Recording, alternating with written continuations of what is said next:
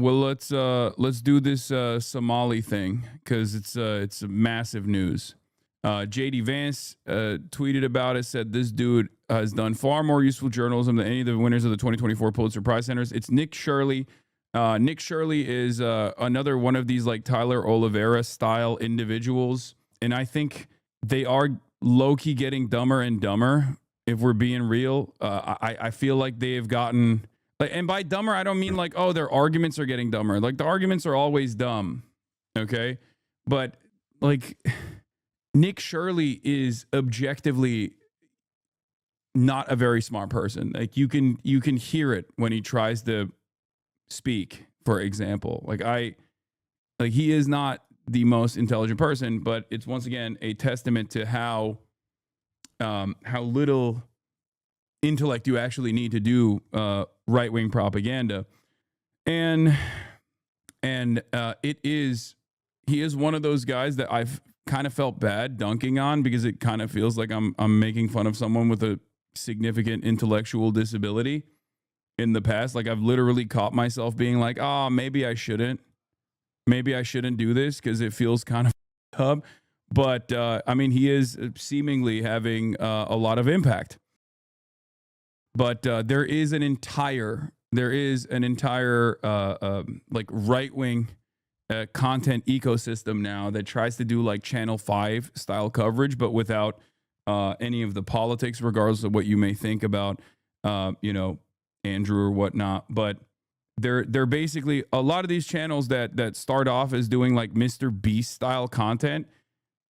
A lot of these channels that start off doing like Mr. Beast style content, then over the past couple of years have kind of made a pivot to right-wing investigations.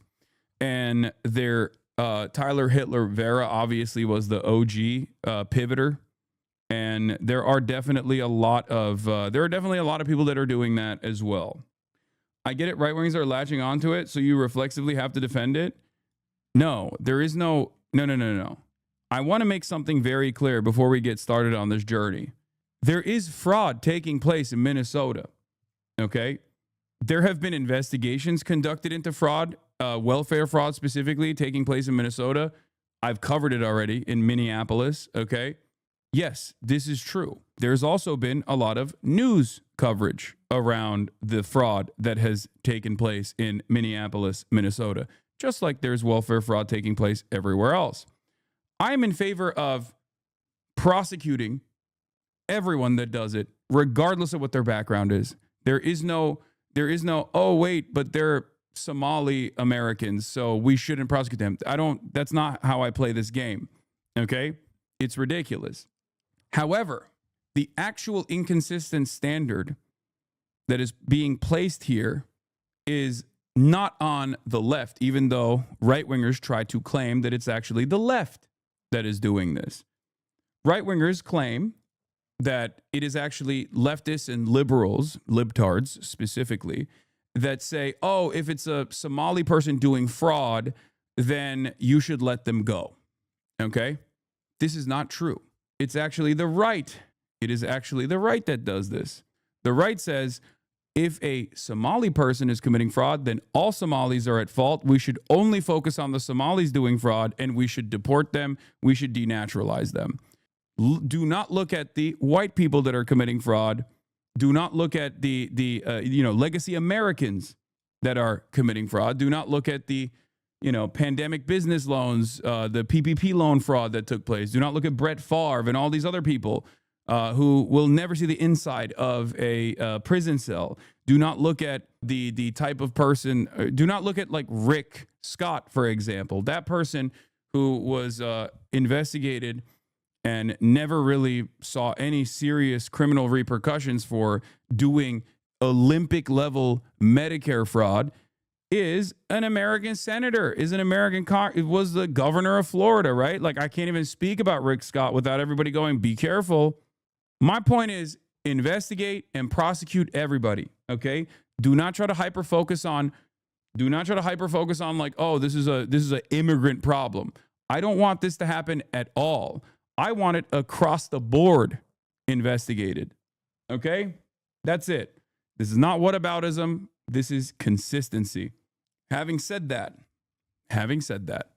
the coverage that you will see here,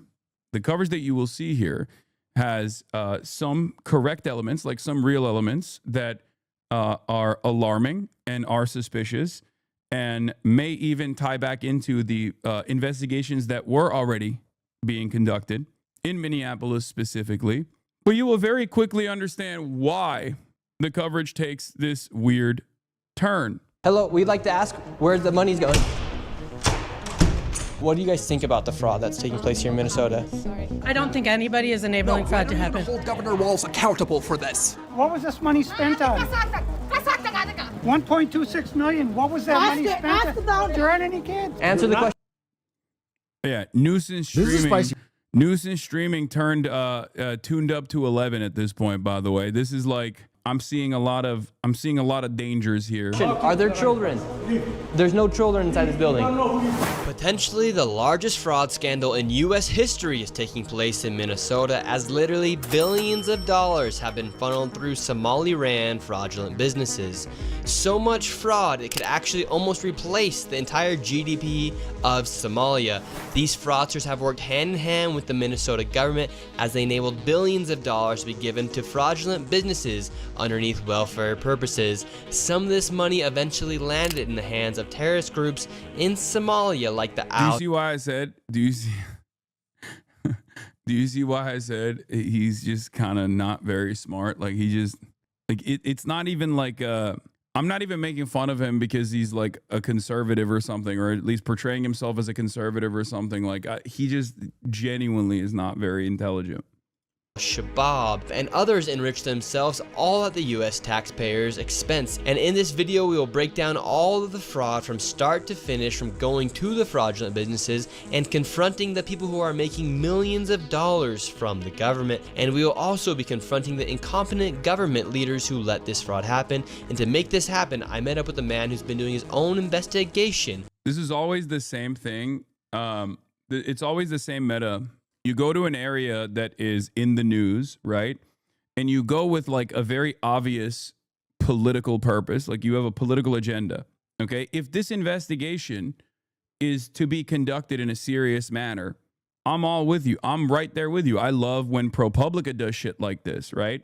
I love when Democracy Now! Or Dropsite News or numerous other independent news outlets actually take the time and go and properly investigate fraudulent activities such as this one.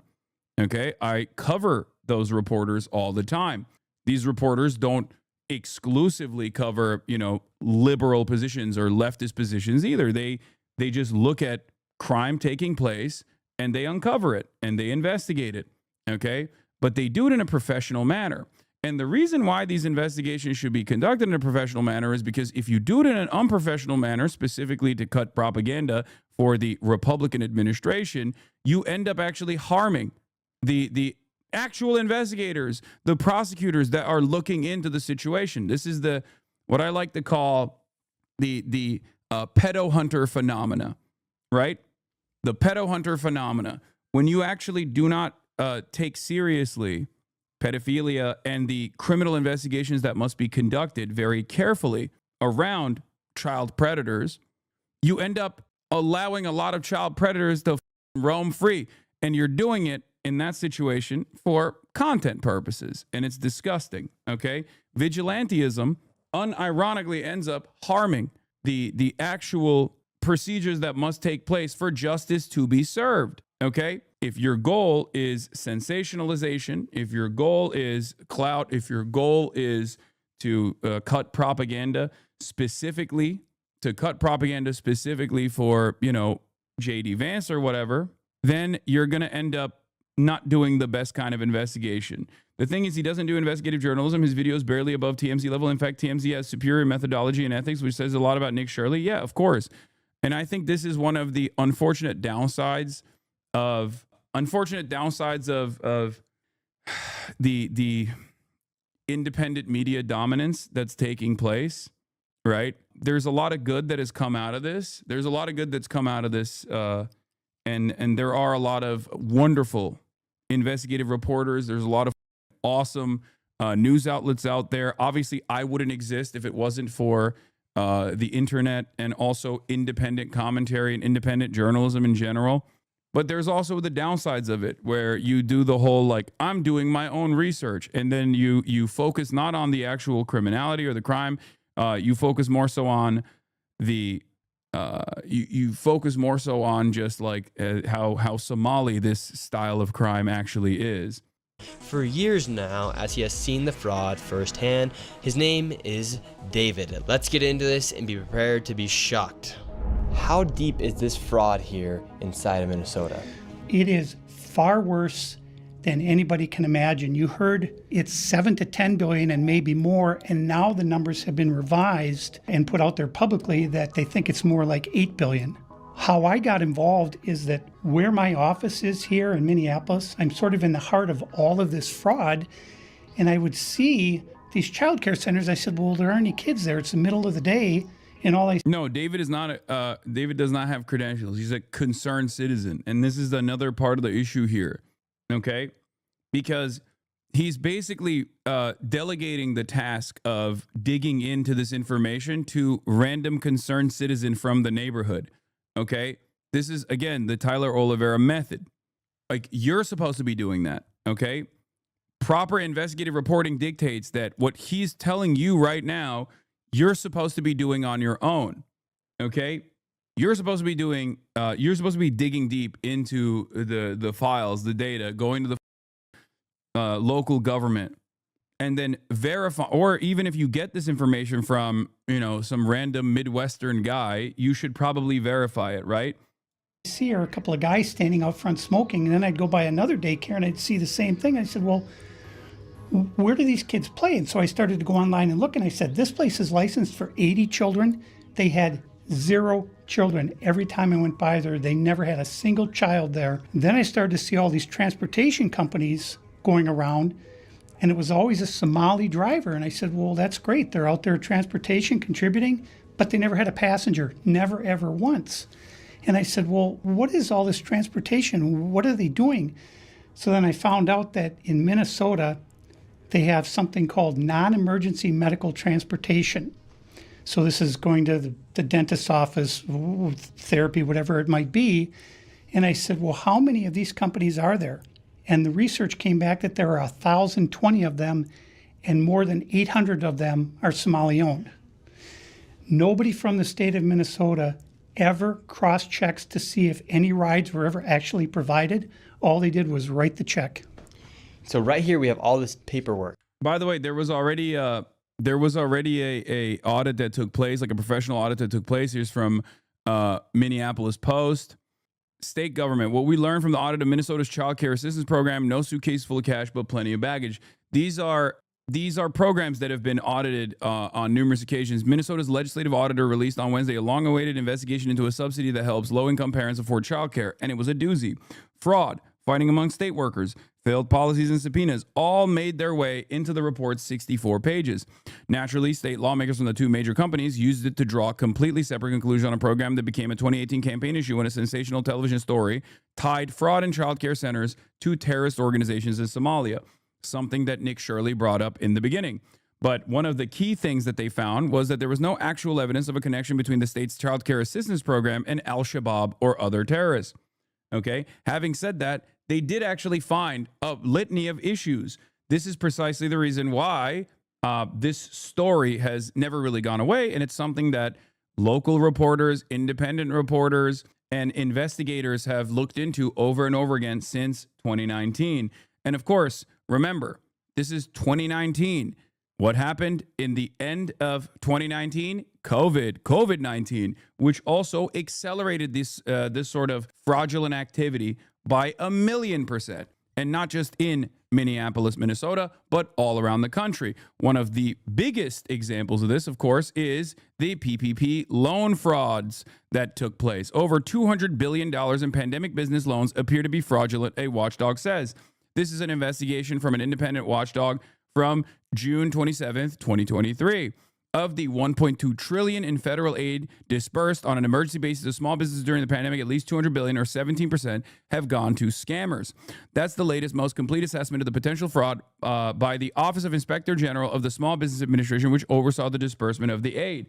Now, all of those loans were basically forgiven. They were not supposed to be forgiven. They were supposed to actually have better interest rates if and only if you actually paid the employees and engaged in disbursement like you claimed you would, but many people did not do that, and yet they had their loan forgiveness. Now, that's a much larger number than we're talking about, even though, ironically enough, I'm willing to bet that a certain percentage of the Minneapolis child care fraud scheme that they're talking about most likely came from that as well. Okay? So just understand. A claim that the state was defrauded of $100 million could not be proven. The same goes for payments to terrorists. Last May, Fox 9 ran an investigation that claimed fraud in the child care program was rampant and perhaps even as high as $100 million a year. And not only that, but the initials, here's the other thing. Here's the other thing that's very frustrating, right? You literally cannot find a single mainstream article about the Minnesota fraud. Not even one. This is utter bullshit. Not only am I showing you one of the actual investigations that took place all the way back in 2019, but the notion that no one was in the mainstream was actually covering this news story is idiotic. Of course they were. This is objectively a falsehood.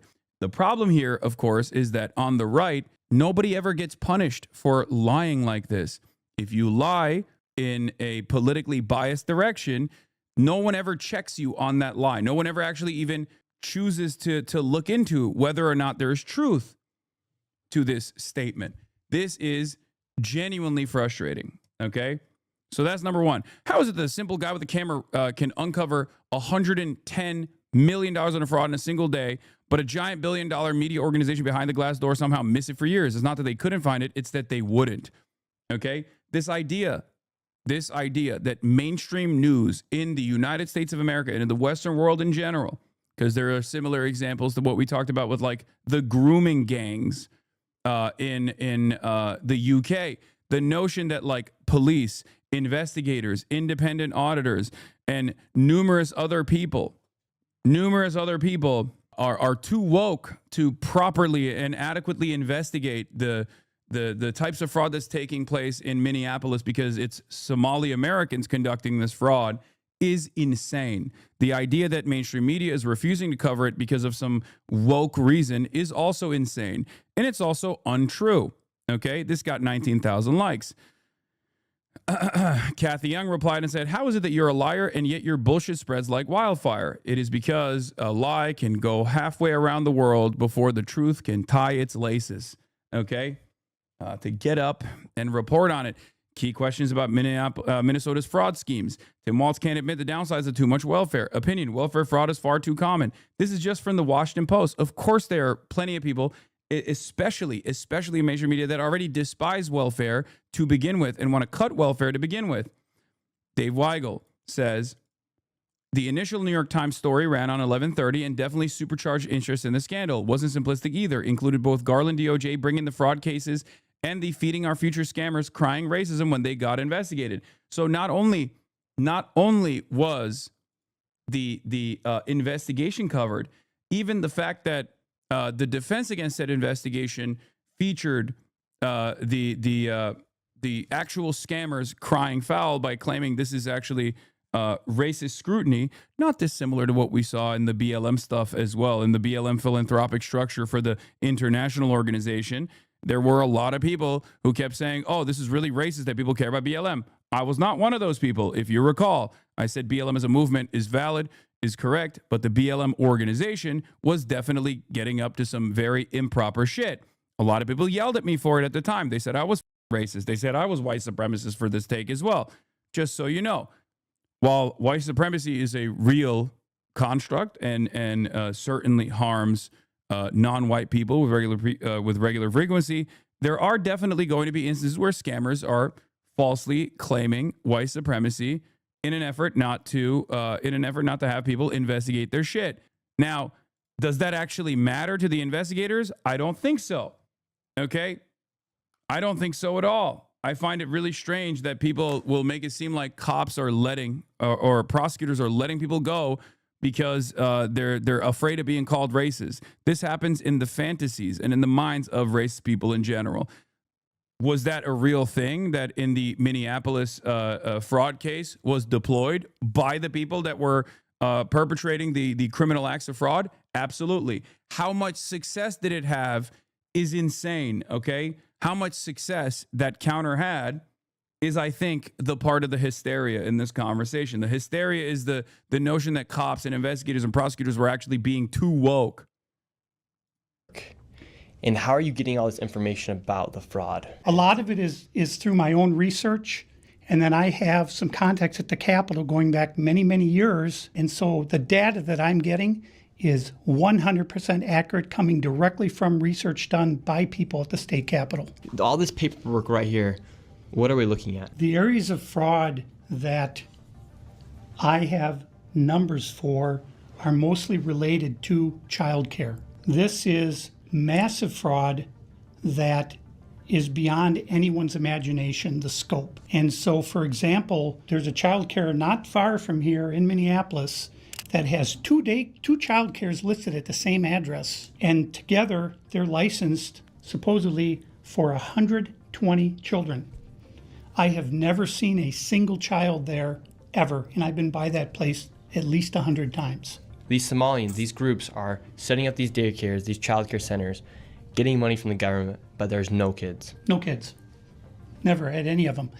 They're all fraught with violations, and even though they have these violations, they're still in operation and they're still getting money.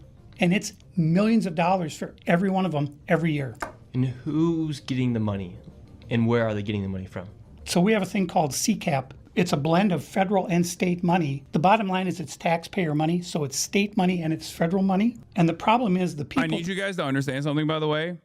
This is very nefarious propaganda. It's not just like anti-black, anti-Muslim, anti-Somali, claiming that every single person, claiming that fraud is almost entirely done by, these pesky Somalis, right? These scary Somalis. All Somalis are responsible for welfare fraud. But the other side, this is a double Monty. The other side of this issue is that it is very anti-welfare.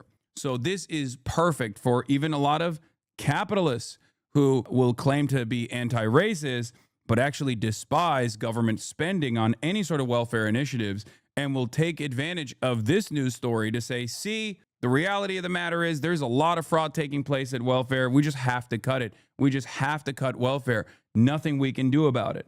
Okay? The state of Minnesota are the ones writing the checks. This is kind of the maddening thing is you have daycare, so you have adult daycare, and then you have child care, and then you have health care. And a lot of these same names keep coming up on all of these different types of businesses. And then, of course, we have the transportation, and a lot of those same names appear, a lot of the same addresses. There's one building that has 14 Somali healthcare companies at the same address. There's another building in St. Paul that has 20... What are the comments looking like on this vid? Are people buying this shit? Oh, absolutely. The beauty of people like Nick Shirley and even Tyler Oliveira initially is that they get to present themselves as totally independent and not right wing at all. They get to present themselves as like, guys who basically took on the mantle of real investigative reporting because nobody would, not realizing that these guys are not apolitical at all. As a matter of fact, they're basically cutting propaganda for J.D. Vance, cutting propaganda for the Trump administration. That's the problem. I'm just asking questions, and I'm finding a lot of fraud here will play a major role. Now, for the record, in terms of like a sequence of mass fraud taking place in not just Minneapolis but all around the country, especially at the point of like taking money from government initiatives and instead of actually reappropriating those funds to things that matter, to improving the lives of the people who are less fortunate, who desperately need said funds. Is it lining up people's pockets? Of course it is. This happens all the time. It's completely unacceptable, and it's good to actually punish the people who are engaging in this. So my criticism of this sort of commentary is twofold. One, because it's like inherently anti-welfare propaganda, because the heavily implied through line throughout the videos like this is basically that like welfare is bad and we need to cut it, and it justifies the right-wing position, the right-wing framing, which isn't to fix the problem, tackle the fraudulent aspects, and make sure that people who have engaged in this sort of welfare fraud are criminalized, punished, and then it never happens again. And we make sure that we reappropriate the funds adequately so that people actually get the help that they desperately need. But it goes along with the anti-welfare propaganda that Republicans are constantly trying to cut. Okay, the bad thing is the fraud. Okay, it doesn't matter if it's a black person doing the fraud. It doesn't matter if it's a white person doing the fraud. You have to be anti-fraud. Okay, the bad thing is not that it's Somalis doing the fraud. The bad thing is not that there is. The bad thing is not welfare in general that sometimes leads to people engaging in fraudulent activities off of the funds that they're getting from the government inappropriately. Okay? The crime is the crime no matter who's doing it, and it should be investigated and it should be punished. Ironically enough, and especially in this instance, in Minneapolis, they have been investigating it. Now, do I trust the current administration to conduct a proper and thorough investigation and actually find every single person that is responsible for it? Not necessarily. Unfortunately, with less confidence in the FBI, with less confidence in our prosecutors, with less confidence in our investigators, it's more and more vigilante justice is going to be enacted. And the issue here in the long term is that the vigilante justice clickbaiters, unfortunately, will have a hard time conducting a proper and thorough investigation, and it actually might muddy the waters. It actually might allow some of these criminals to get away. 2 Somali healthcare businesses at the same address. And the government knows about this. Wait, what is this? Hassan, with love but frustration, you really have no clue how convoluted and confusing getting shit like SSI is. That $50 you don't report that grandma gives you, that's fraud. Saying prosecute it all when you don't know how these systems is rigged is frustrating. Please do more research. No. You're misunderstanding something incredibly important here. And I talk about it all the time. Fraud, whether it be Medicare fraud or Medicaid fraud or any kind of welfare fraud, is never conducted at the individual level. It's always systemic. Individuals might be responsible for this fraudulent activity, Rick Scott being a great example of this, but they're doing it. They're responsible in the sense that they are tasked with governing the main agency or main body or the healthcare provider that is doing the fraud. Okay? This kind of stuff is institutional. And unfortunately, because when there is not a lot of exhaustive resources that these regulators have, they go after grandma and grandpa for what they consider to be fraud. It's the same principle behind the IRS. The IRS goes after small business owners because they can't go after the billionaires. Okay? They don't have enough money and they don't have enough power to go after the billionaires. And it's much easier to go after the small business owners that are doing like low-level fraud, for example, or low-level tax evasion. And it's the same principle here as well. You don't go after the actual business owners, or rather, the actual business owners that are conducting this kind of fraud with regular frequency get away scot-free because they have high-powered attorneys that they can pay millions and millions of dollars to make sure that they evade any sort of legal scrutiny in the process. That's why I keep going back to Rick Scott over and over again.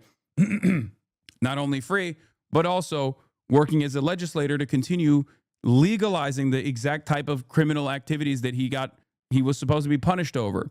Okay? Do you understand? I'm a healthcare, specifically Medicare specialist in Twitch chat. You done now, bruh? What do you mean?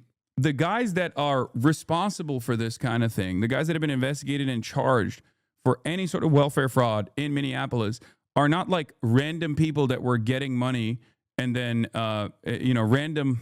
random aunts and uncles that were getting money and then like giving it to their children and then not reporting it. And they were like low level, committing what would be considered like a low level offense that under most circumstances would require like a lot of leniency in the sentencing.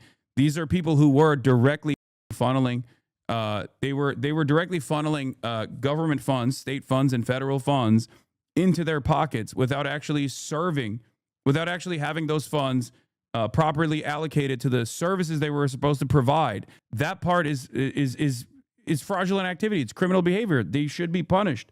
Knows they're writing the checks. But they're businesses, they're organizations that are Democrats doing over this, there not writing- just writing individuals. the Like checks. it's not grandma and grandpa. What has happened is that the Somali community is a very closed community. They will not speak to anyone outside the community and talk about what's going on within the community. They vote as a block. And so when you're a politician, you're saying, look, I've got 100,000 people in Minnesota that if I do something for the community, they're going to vote for me. And that's what it's all about, is getting the votes.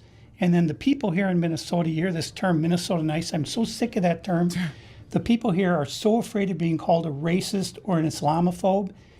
And they're afraid of their own shadow. And I don't understand.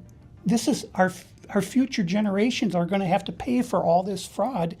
And they just want to bury their heads in the sand and go on and just not worry about it. Tim Walz saying there's organized crime in Minnesota. What did he do about it? Nothing. You got organized crime? What are you doing? This is the The other side of this is like this is also very directed at Tim Walz as well. It's like a very anti-Tim Walz thing. I love how Tim Walz is responsible for anyone who commits a crime in the state, but Elon is not responsible for the hundreds of thousands of deaths he knew would happen after he destroyed U.S. aid. Of course not. It's not Donald Trump that's responsible. In the eyes of these people, Donald Trump is never responsible, for example. Donald Trump can only be failed, okay? Donald Trump cannot fail. He can only be failed, you know? That's just how it is. Like, and is there a duty for Tim Walz as the governor to adequately to ensure that there's like adequate prosecution? Absolutely. Okay? Absolutely.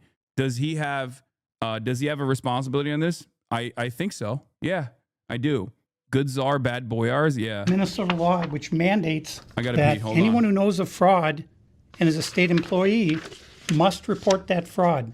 It's Minnesota Statute 3.971, Subdivision 9. Not only that, but Walz is also guilty of misconduct of a public employee. When I look at the world as a whole and I look at fraud, the Twin Cities is ground zero. The fraud is worse here than anywhere else ever in history. Anywhere. We're going to go confront these people. We're going to go to these daycare centers. We're going to see what's actually happening. Okay, so we have to be careful because these people are very violent. They're exceptionally violent. Now, with all of David's evidence, we headed out to the streets of Minneapolis to see how much fraud we could uncover in one afternoon. Where are we going now? We're going to a place called Mako Child Care, which actually has another child care registered at the same address called Mini Child Care Center. So we should see lots of children if there's this child care center, especially if there's two. The two of them combined are licensed for 120. And how much money have these child care centers received? None of those vans have moved in 6 months. None of them. In 2020, one of them received $1.3 million. In 2021, they got $987,000. In 2022, they got $714,000. That's the last I have for that one. And then the other one, $1.604 million in fiscal year 2025. Fiscal year 2024, they got about $800,000, and in fiscal year 2023, they got $904,059. This place right here. Yes. We're outside of it. Well, this is actually two daycares are registered here. One of them is Mako. You missed the violent Somalis. Is that what you said? Careful because these people are very violent. They're exceptionally violent. Now, with all of David's Exceptionally. What is this? I don't even like Nick. I'm not a fan of Nick, but those of you hating on him are completely wrong. You're probably incredibly naive. I don't even like Nick. Brother, you're just describing to us that the propaganda is working for you, okay? I don't think people understand. I don't think anyone in this community, I certainly am not doing this, and I don't think anyone in this community is actually saying, oh, dude, let the Somalis do fraud, okay? No one's saying that. Please understand. I am in favor 100% of criminally prosecuting anyone and everyone, regardless of their background, regardless of their ethnic background, regardless of their immigration status, to be properly charged, investigated, and then hopefully criminally convicted. Can you debunk this? No, a big part of, again, conspiracy theories require a kernel of truth or good propaganda necessarily, because this is not even technically a conspiracy theory. There are conspiratorial elements in it, like with the extension of this crime being this crime happening with every single Somali person. Okay, but the point is, they're not investigating the actual corruption. They're using the actual corruption investigation to investigate the entire community. Okay. It's evidence, we headed out to the streets of Minneapolis to see how much fraud we could uncover in one afternoon. Where are we going now? We're going to a place called Mako Child Care, which actually has another child care registered at the same address called Mini Child Care Center. So we should see lots of children if there's this child care center, especially if there's two. The two of them combined are licensed for 120. And how much money have these child care centers received? None of those vans have moved in 6 months. None of them. In 2020, one of them received $1.3 million. In 2021, they got $987,000. In 2022, they got $714,000. That's the last I have for that one. And then the other one, $1.604 million in fiscal year 2025. Fiscal year 2024, they got about $800,000, and in fiscal year 2023, they got $904,000. What are they investigating? What are they quote unquote investigating? They're investigating whether or not these are actual real businesses or real childcare centers, or they're simply getting money from both the federal government and the state government, and not actually providing the services they are claiming that they're providing. Okay, now. Part of the problem with this investigative reporting, and this is the issue when you are not a credible reporter, is that if you agree with the framing here, if you agree with the framing, you're going to look at this and go, this is the best investigative reporting of all time. If you call it into question, people will say, why do you want fraud to take place? That's not the case. My argument here is that you have to be a real investigative reporter, or at least engage in investigative reporting in a way where you clearly are presenting an unbiased narrative and not simply right-wing propaganda that dictates that this kind of fraud is only happening at the hands of Somalis that are living in Minneapolis, and that it's happening because welfare is bad. If you do that, then I can't take your investigative, quote-unquote, investigative reporting seriously. $1,059. This place right here. Yes. We're outside of it. Well, this is actually two daycares are registered here. One of them is Mako, which you see on this sign. The other one is Mini Child Care Center. And between the two of these child care centers, they're pulling in about $3 million. Like, here, I'll give you one example. Even if this business itself is improper, right? It is fraudulent. The irony is the way that they arrive at that conclusion, or the way that they build that narrative, is by talking about SOS filings and showing that like the same place has two different filings.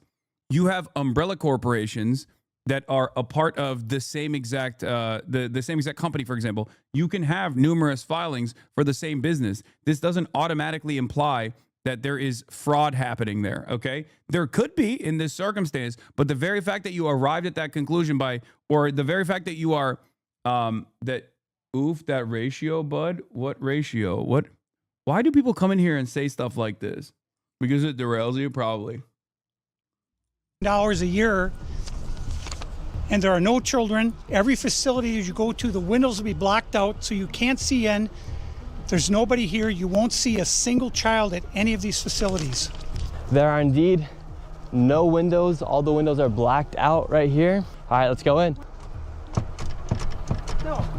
And the child care center is locked. Should we ring the doorbell? So the other part of the problem here is, again, purely on the basis of like conducting real reporting on this matter, which is, again, a very serious crime that needs to have a proper, cohesive investigation. A proper investigation is necessary in this circumstance. But if you just like leave it up to random guy with a YouTube channel, I don't know if he's going in the middle of the day. I don't know if he's going in the afternoon. I don't know if he's like going at a time where this business actually has like children in it. And there's no way to confirm when you are doing it in a way where I don't know if he's going on the weekend, when you have no way of like seeing the verifiable truth here, and it's like very clearly a one-sided bias framing. Even if there is truth to the overall, the overarching criminal fraudulent activity, there is a likelihood of spreading that to random businesses that aren't actually engaging in the criminal activity. Do you understand? And of course, a lot of people will just simply say, holy cope. This is not cope. I'm telling you how this is supposed to be conducted. As someone who works with investigative reporters with regular frequency, you will never find a person that will say this kind of investigation is properly conducted. We went to a random local who had issues, and we didn't cross-reference the information that they have. We didn't cross-reference the information that they had at all, and we didn't do a thorough investigation into the claims being made at all. And we just simply went there. Who knows at what time? Who knows at what place? Who knows if it's over the weekend or not? You know what I mean? Who knows what the situation is in terms of like when they're going there? You are coping hard, guilty until proven innocent. Exactly. That's it. And the craziest part about this is that it's even more dangerous to do this with real crimes that are taking place, because then you have the capacity to ruin an active investigation that's taking place potentially. Okay? Try to get in, rang the doorbell, nobody showed up. They're open 7 days a week, 7 a.m. to 10 p.m. it says here on their sign, yet there's absolutely nobody here. And this building here, right here, has generated millions of dollars, and it seems like business isn't even open right now, and it's a weekday. And if this was a daycare center, it wouldn't just be in some industrialized building. There would be maybe like a playground or something outside, or... There's no play area for the kids. So where are the kids? Where's anybody? How can there be nobody here? And it's like this every single day. I've never seen a single child here. In 9 years, I've never seen a single child at this building. Right there. Oh, then now... But the facts don't care about your feelings. 250 million gone, 0 kids fed, physically impossible numbers. Trying to deflect to Florida is a weak-ass move. You're not standing up for a community. You're just a useful idiot for people who stole from their own people. Stay mad. My barber ruined my hair, 450 KR. Brother, what are you saying?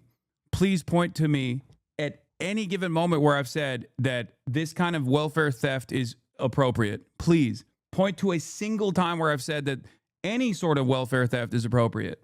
It's not a deflection at all. I don't know why people do this. And then you have this. Also, this is ChatGPT. Once again, 100% ChatGPT. I'm losing my mind. You have decided that I, as someone who cares about welfare programs, want there to be fraudulent activity.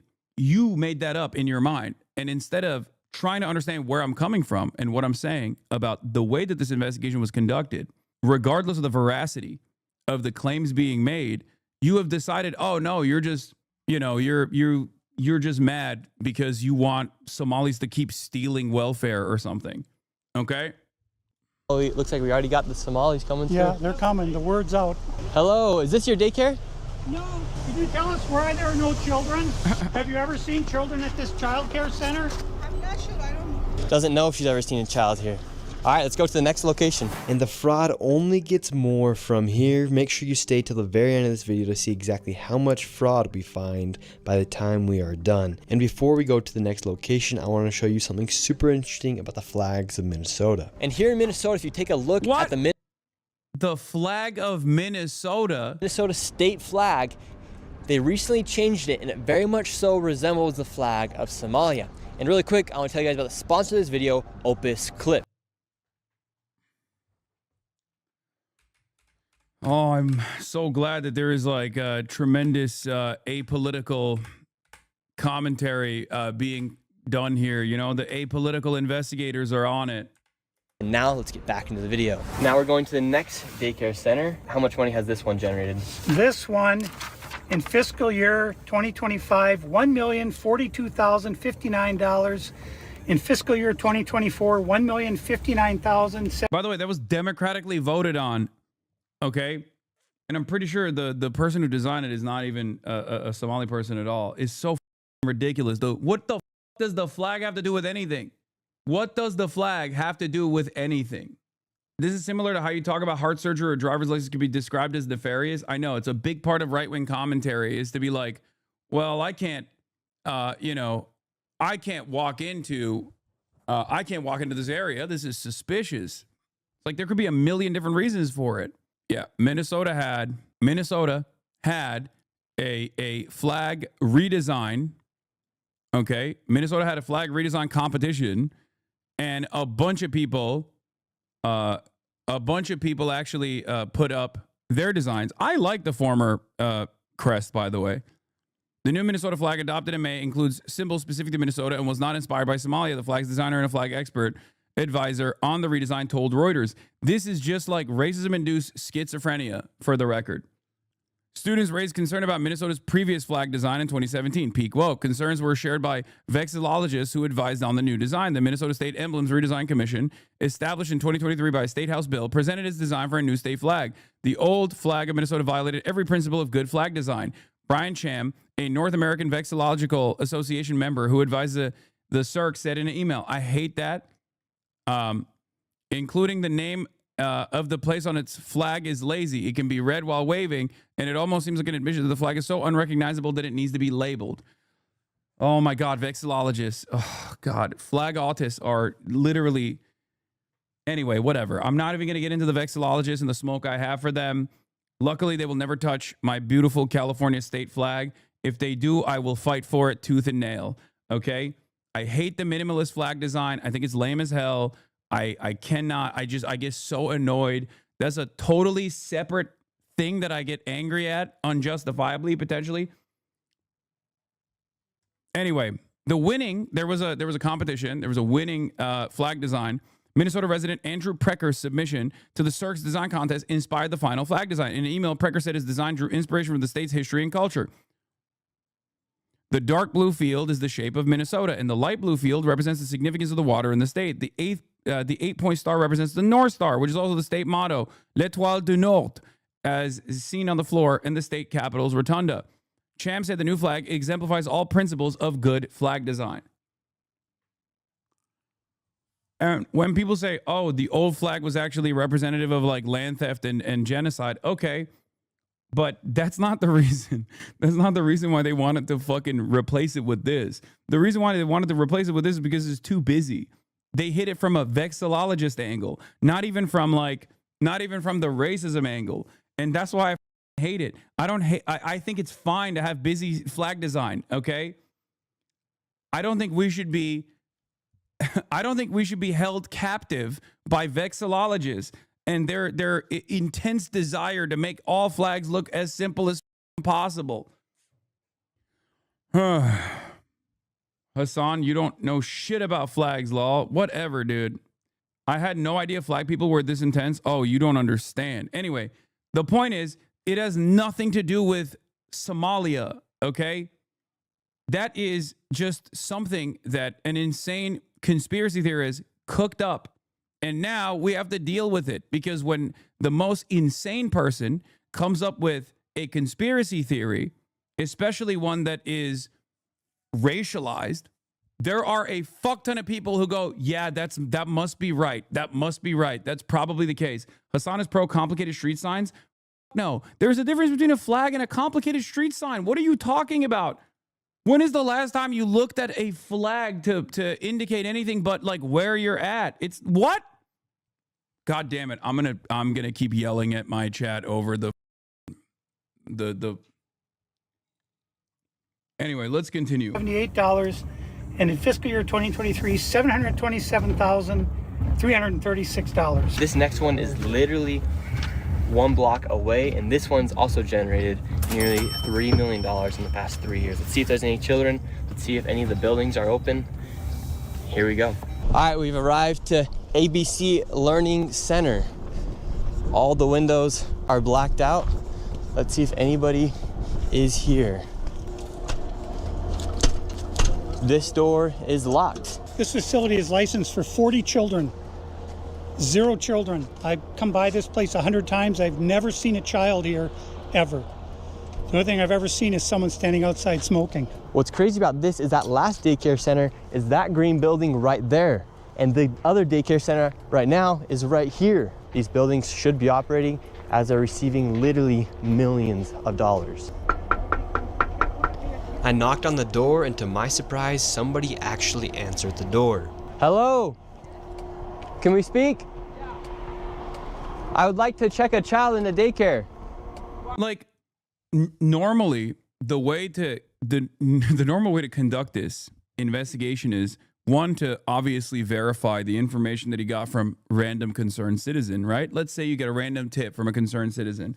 You're supposed to verify it with the state. You're supposed to verify it with like investigators, call up the police, call up like local law enforcement, identify in the past state prosecutors or investigators that have actually conducted investigations into fraudulent activity at these sorts of like child care centers, right? You're supposed to go to the licensing board.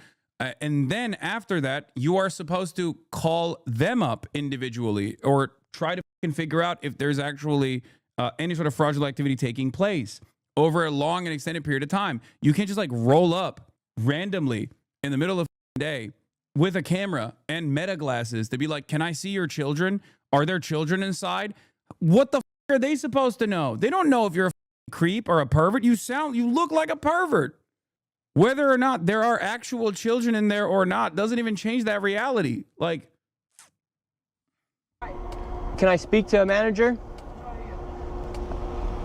Where can I get paperwork to file for my son? I wanted to put my son Joey in daycare. And after a few questions, the lady went silent. Looks like little Joey. yeah, I like that they were saying, like, there were chatters who were defending this, being like, well, he tried to check in his kid. Really, dude? Put yourself in the shoes. Let's say this is a real business. Let's say it's not illegitimate, right? It could be. It could not be. I'm not saying that this is a legitimate business. But if it was a legitimate business and someone rolls up with meta glasses on deck with another guy that you may or may not have seen around your kindergarten with regular frequency, constantly yelling about where the kids are, you're going to be like, no, get the out of here. Shirley ain't going to daycare here. And now where are we going?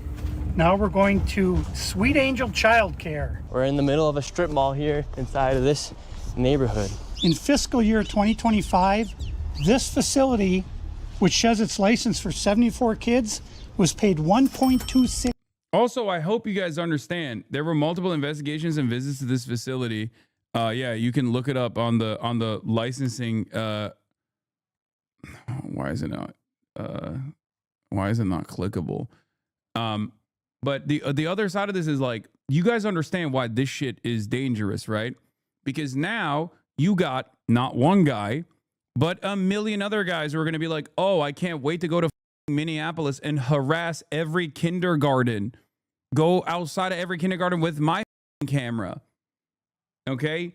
This creates copycats and mass harassment. There is a reason why we say vigilante justice and decentralized acts of violence in circumstances, or like adventurism, is bad, because it just completely destroys whatever social fabric existed that is necessary for normal civilized existence. Do you understand? DHS is aware of a systems issue that is preventing some newly completed documents from posting as required. This is the license holder for the ABC Learning Center. There have been numerous licensing reviews, right? 2022, 2023, 2024, 2025. That was the one that they went to last. Total capacity is 40, no restrictions whatsoever. And let's see what the last potential violations were on the outcome of the visit. Licensing review 11/7/2025, children's records. The individual child care program for a child with a known allergy did not contain all required items. The program did not have enough information about a child's known allergy. Facility electrical outlets were not tamper-proof or shielded. Menus did not comply with their nutritional requirements. Cribs were not checked annually against the U.S. Consumer Product Safety Commission's websites of listings of unsafe cribs. Written parental permission had not been obtained for administering medicine or topical products. Children did not have daily access to all interest areas. Staff did not supervise the children at all times. All staff did not complete the ongoing training requirements. And the program did not comply with individual child care plan, program plan requirements. This literally means that while there are issues with this kindergarten, seemingly through this investigation, we have found out that there are actually still children that are being cared for. Because obviously, if there wasn't any children being cared for, I suspect that they would probably bring that up in the violations. No, you know, it's a bad daycare, but it's still a daycare. It seems. I worked for an ABC Learning Center in Washington. It's real. They're a chain of learning centers across the nation. Yeah, because remember, this is not a YouTuber, right? Apparently, one of the daycares is permanently closed, and he blurred out the paper that said so. There's a difference between a proper investigation being conducted that is comprehensive and actually finds issues, okay, with a national chain of daycares like ABC Learning Center that obviously due to the profit motive, I suspect, and due to underfunding, I suspect is going to still have a litany of complications, but ones that can be addressed and is not as like world ending as there are no children there, right? But do you see the difference between a professional investigation that was conducted during the licensing review versus random YouTuber walking out there and being like, I didn't see any kids here, so it must be fake. It must not be a real place. Do you understand? I would like to check a child in the daycare. Like that's not an investigation. That doesn't say children were there, does it? Brother, they do in-person investigations. Unless there is a much larger, much more consequential scheme at play here where the actual state officials in the Department of Human Services in the state of Minnesota are in on the scheme. No, these violations are really bad. We shouldn't be standing for licensing stuff like this. I didn't say that, dude. Oh my God. You do understand there is a entire world, an entire universe between these guys have no children there whatsoever versus there are a litany of complications with some of the standards that they need to apply that they have been warned for versus there's no children there at all. Children did not have daily access to all interest areas or staff did not supervise the children at all times implies that there are children there. They are just not being supervised sufficiently. And not only that, but they also applied a correction documentation. They submitted it and it got approved. Like this immediately, guys, don't kill the party, please. What is this? This immediately disproves the main point that he's driving home, which is that there's no children there. Okay? Because if there were no children there, then there would be no way to figure out whether or not they were actually supervising the children at all times or not. Do you understand? And before people say, oh, you're defending these like violations. No, I'm not. I'm not defending these violations at all. I am, however, understanding of like all of the litany of complications that come along with something as like as stringently investigated as like this sector that is like this is far more the investigations that they do into licensing of like child care specifically is far more stringent than even like the elderly care. Like that is there are so many instances of abuse and exploitation is so predatory.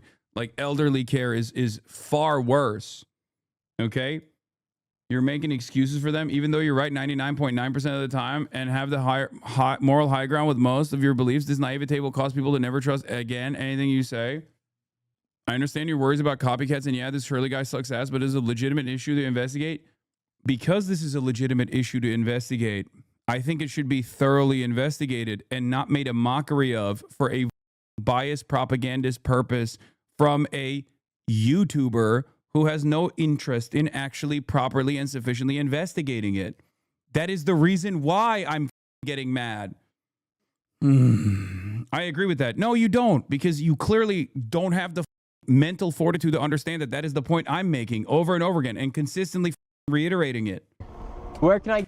Anyway, let's get back to the other Now one we're now. going to Sweet Angel Childcare. We're in the middle of a strip mall here inside of this neighborhood. Like, this is also, it's a goalpost shifting. If your primary argument is that there is no children at these kindergartens, okay, at the child care facility, but then we find out through, further investigation, at least conducted by the Department of Human Services in the state of Minnesota, that there are actually children there, but the specific facility has met some criticism and in the investigations are for licensing criteria, okay?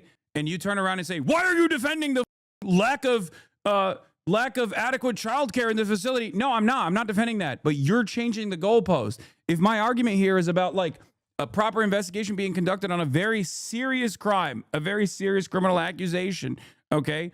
And that the main point of contention that they're driving home is just immediately disproven, you can't just shift the goalpost to a separate problem, okay? Because this isn't just like a fake investigation that was being conducted. This is a shitty investigation that was being conducted that got retweeted by the vice president, okay? In fiscal year 2025, this facility, which has its license for 74 kids, was paid $1.26 million in tax money. And there are no kids. And all the facilities are the same way. All of them. Let's see if anyone opens. Yeah, let's see. Once again, I try to find a spot for my son Joey, and they would not open the door. I want to put my son Joey in daycare. Cause I need. Dude, I'm gonna be honest, like, you could have literally done a better job with this. Even like Nick Omalana, right? Nico Omalana does a much better job with this kind of stuff. He's not a fully fleshed out investigative reporter, but like, he does shit like this all the time, right? But it requires a lot of setup. You can't just like roll up with a phone camera and just or roll up with a crew, okay? Sorry, Nico Omalana. And be like, oh, I have a kid. Open the door right now. I have my child with me. I have a child. Like, no, like, if you want to do a proper investigation or even a better YouTube video on this, actually set up a fake child, okay? Actually set up an interview. Put a secret camera on your chest. Go inside and have a proper conversation. Figure out whether or not there are actually whether or not this is a legitimate business. Do you guys understand my point here? I hope people understand what I'm trying to say here. Rolling up like this is obviously not going to lead to any sort of real information. You're being naive because they have people in the government working for them in Minneapolis. Okay. Once again, that is a far bigger conspiracy now. And in order to tackle this conspiracy, there is a proper way to investigate it. Then you go to the authorities. Here, I'll explain it to you. We just looked at the licensing board, okay? He went to that place. He claims that there's no children. He couldn't go inside. He yelled outside of ABC Learning Center. What you're supposed to do is call up ABC Learning Center. ABC Learning Center obviously has many different locations all around the country, okay? It's a chain. You call up the chain. You say, hey, I went to this location. I wanted to actually see if there's any slots available. I have a child. I want to have them go to ABC Learning Center. It's close in proximity to my work, yada, yada, yada. Okay. First you properly investigate whether or not ABC Learning Center is actually has children in it or not, or if they're even available for taking on new children at the ABC Learning Center. Then, if you actually have suspicion that there are no children there, even though it says that the state licensing board has shown that the total capacity is 40 children, but there's no children there, then what you're supposed to do is go to the Department of Human Services, okay? Then you're supposed to try to figure out exactly who conducted the investigation, who conducted the licensing investigation in 11/7/2025, okay? You go and you figure out who actually conducted the licensing investigation or the interview in 11/7/2025, and then you try to interview them. You say, hey, I went to the ABC Learning Center. I called up the ABC Learning Center. They said that there wasn't actually any children there, but you clearly saw some children. Can you explain to me what happened? If you want to have a private camera when you're conducting that investigation, even that's fine if you want to do that. But the problem is that's conducting a real investigation, and this is not that. Do you understand? Even Project Veritas has a higher standard for the malicious reporting that they engage in, and that's a propaganda operation tasked with doing hatchet jobs. We've actually devolved. Even our right-wing slop merchants have gotten worse at doing this kind of hack shit. A spot to put my son Joey. Yes. Is this your daycare center? No, I work there. What's happened? I just want to put a child in daycare, but all the daycare centers seem to be closed. No one's opening the door. He's like directly looking at the camera. He's like, what the f are you guys doing here? You work here? I was, yeah. What's happened? Where are the kids? Yeah? It says it's licensed for 74 children. Right here, state of Minnesota. Where are the kids? They got paid $1.26 million in fiscal year 2025. It says they have a capacity for 70. All right, we're looking at this one as well. Licensing lookup. This is the other place that they went to. So the first one that we went to, ABC Learning Center, it didn't actually have like the claims that they made where there were no children there. That obviously doesn't. That is obviously not correct, right? At least according to the Department of Human Services. Now, if this conspiracy goes all the way up, now we're looking at Sweet Angel Childcare Inc. Okay, this is the other place that they went to. Well, right before their visit, and I assume they didn't just like visit, you know, on the 25th or whatever when this video was published. I suspect that they visited, let's say, a week prior to that on the 15th or something, right? Well, there was a Department of Human Services visit that took place with Sweet Angel Childcare Inc. And the facility had hazardous objects that were accessible to children. This literally means like scissors, for the record, before you freak the f out. Children did not have access to personal hygiene products, and the correction documentation has not yet been submitted because the licensing review took place literally, 24 days ago. Okay, just so you understand. Children do not have daily access to all interest areas. The program did not comply with first aid training requirements, and the program did not comply with CPR training requirements.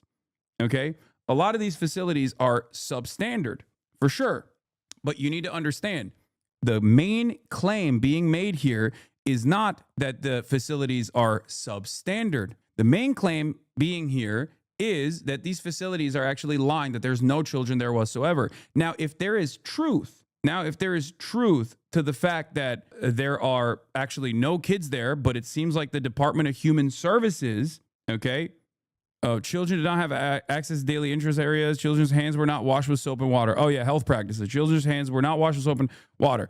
This seems to me like there are kids there, okay? The facilities are substandard, but it seems like there are kids there, okay? The main claim that they are making is that there are no kids there, okay? This is not a defense of the substandard conditions in this daycare, for the record. This is simply countering online, without even going there, the arguments that were being presented by Nick Shirley. This is now not one, but two different facilities that they've gone to where they claim that there are no children there and they can't go inside. And then they just simply say, there's no children there. Okay? There's no kids, bro. Okay. So here's the thing. Okay? Here's the thing. If there are no children at these facilities at all, okay, then this is a much, much larger investigation. There needs to be an investigation conducted at the federal level in the hands of the FBI to take a look at the Department of Human Services in the state of Minnesota. Okay? I am not saying that this is not the case. I'm not even saying that Nick Shirley is completely wrong with the claims that he is making. I'm simply saying that a proper investigation in this circumstance is not happening in the hands of Nick Shirley. Okay? Do you get what I'm saying here? Because there is, at least in the hands of the state, evidence that this kindergarten, this childcare facility does actually have children. Okay? Do you not understand? Don't say the shit I know you're saying, but don't tempt them. Do you not understand how nuclear of a story this is? Because it's not just Medicare fraud or healthcare fraud or childcare fraud that's taking place. It's not about welfare fraud that's just simply taking place in the hands of like a couple individuals that are lying in that situation. This is a much more consequential, much larger investigation that needs to happen at this point, because it literally means that there are state authorities that are in on it. Okay? It means that there are state authorities that are in on it and that they're lying when they go to conduct licensing reviews. This is a major problem. Okay? This is a massive conspiracy at this point, which once again, a massive conspiracy at this point implies that there needs to be a way better method of investigating said conspiracy. 24 children. When? Where are the kids? Right here. State of Minnesota website. You work here and you don't know? I don't know. I was there before. I don't know what's going on. I think you're just trying to break down this conspiracy bit by bit and get ahead of it, which is fair. At first, it felt like a bad faith take, but I get it now. I'm glad that you're understanding what I'm saying. This happens all the time with, like, whenever I criticize the improper investigations conducted by clout sharks that do pedo hunters, right? They do pedo hunting content that basically serialize pedo hunting content. There are some on YouTube who actually do proper investigations and then take that information and give it to the law enforcement, right? Like the Roblox guy. Great example of the dude that actually went into Roblox and got punished by Roblox, ironically enough, for actually conducting this thorough investigation and then handing off all of that evidence to federal law enforcement, which did all with it, right? That is a good way of investigating this shit. A bad way of investigating this shit, or quote unquote investigating shit for clout, is like what Vitaly was doing, right? Like going over there and sometimes even potentially faking the pedos that they hire or whatever, or engaging in entrapment and then, you know, beating the fuck out of them. At which point you're just doing it just for clout. You're not going to be able to actually imprison a real pedophile because you're so horny to cut content. That's ridiculous. Why the fuck are you allowing pedophiles to thrive? Why the fuck are you allowing pedophiles to continue roaming the fucking streets by doing shit like that? Okay? And it's the same principle here. If you don't conduct a thorough and proper investigation into this massive conspiracy, you're basically allowing people that are engaging in criminal misconduct to get away with it. Were there any kids when you worked here? He's there. Kids there. What's How up? many? I don't know. You don't know? Yeah.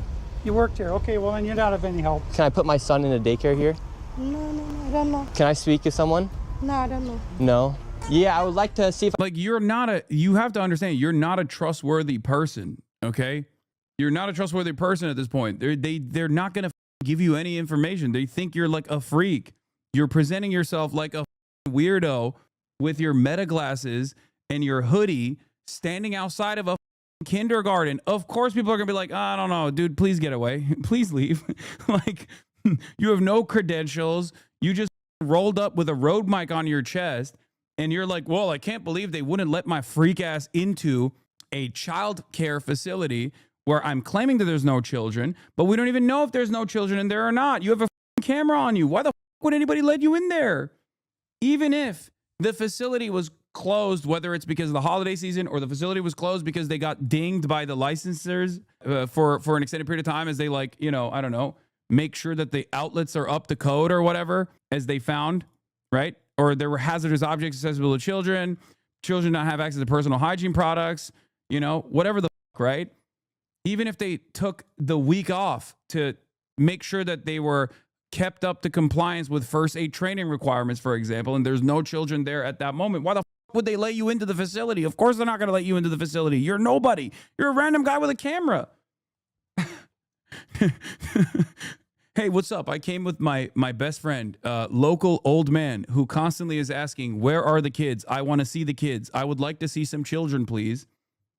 And they're not letting me into the facility. I wonder why, because you're not doing a proper investigation. I can put my son Joey here. Who's your son, Joey? My son Joey. Can I check out daycare center? No! You're a liar. I'm the owner. Do you put your kid here in this daycare? No. There is one child in there. Yeah, I'd like to know if this is a legit business. Me, I'm scared of you too. How come I explain everything? You're scared of me? Yeah. Why? Because of your curry. Because of my color. You said you're scared of me because of my color. Does that make you a racist? Yeah, no.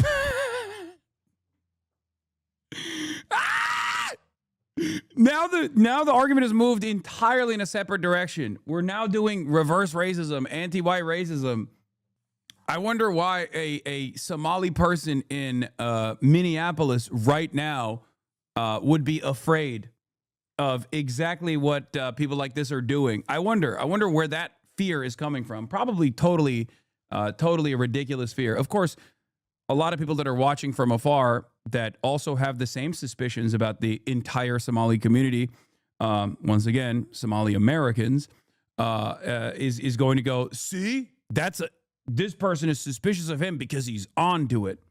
Okay?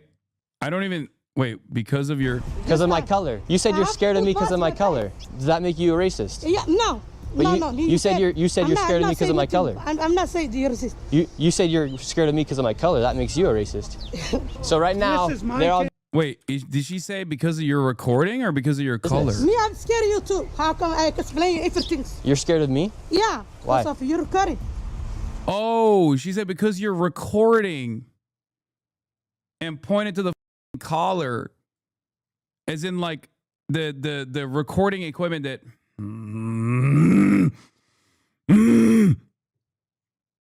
And then the lol hearing what he wants to hear. Yeah, I mean, of course. This is at the intersection of so many issues. Because as I've said over and over again, like if everyone is this dumb and this primed, this tuned in, then you just, you know, if the audience if the audience is like receptive to this kind of commentary, there's not really much you can do. They'll come in here and they'll say, "Oh, you're a idiot. She obviously was saying she's racist against white people." You know what I mean? Because of my color. You said you're scared of me because of my color. I'm not saying you're racist. You said you're scared of me because of my color. That makes you a racist. So right now, they're all getting mad because he's showing the paperwork of this business being registered as a business. 74 children, no children. We saw one child when the lady opened up the door. So now they're all getting mad. What was this money spent on? 1.26 million. What was that money spent on? There aren't any kids. Yeah, lots of cuts where she's like replying. We don't even know what she said. This is why it's easier to use immigrants as scapegoats because they can never defend themselves correctly. Yeah, there's also like the obvious language barrier here at play as well. And also he has complete control over the edit. This is what like, this is a big part of the problem with like also the way that Project Veritas operates as well. This is an even shittier version of Project Veritas, low-key. But it still has like the same Project Veritas elements. Like even with her being like, "Oh, you're recording," like that's basically the way she said it. But like he said, "Oh, you mean my color?" And then she doesn't even understand exactly what he's responding with. She's like, or even if she did respond in a way to say, "No, you're recording," for example, it's cut out, so we don't even know what the she actually said. Kids. Well, then why are you talking for the owner if you're telling me to talk to the owner? I'm sorry. The interaction is shit, but that's not the main point. I mean, these are all pieces of the proof that they are laying, right? Oh, they're being suspicious. Of course, this is a part of the narrative here. Oh, we went to a childcare facility. We didn't see any children when I tried to forcefully enter the childcare facility. And then some people that work there or worked there in the past or currently work there were trying to be like, "What the fuck are you guys doing?" And they got frustrated, even though we're just like recording everything, and it's understandable to be frustrated in that situation. Like, close your eyes and imagine this being white people, okay? And you'll understand why it's a problem if you can't see it with like Somalis, okay? Like, imagine, I don't know, like a woke guy trying to enter a childcare facility. So yes, they may be acting in bad faith, but is the claim wrong though? If the claim is that there's no children there, according to evidence that has a much higher degree of priority here in the hierarchy of evidence that we look at, according to the Department of Human Services and the investigations that they've conducted, as they do for licensing review over and over again, once a year, right? There are kids there. So yes, the claim that they're making for at least two of these facilities are incorrect. That there's no children there is incorrect, unless, and he even said he saw one kid in the facility, but that's, you know, She said your caller, not recording. Whatever. I don't think she said your caller. I think she said, because there's multiple syllables that she blurted out, but it doesn't even matter. I'm not understand what you're talking about. Do you have a child here? No. Does anybody?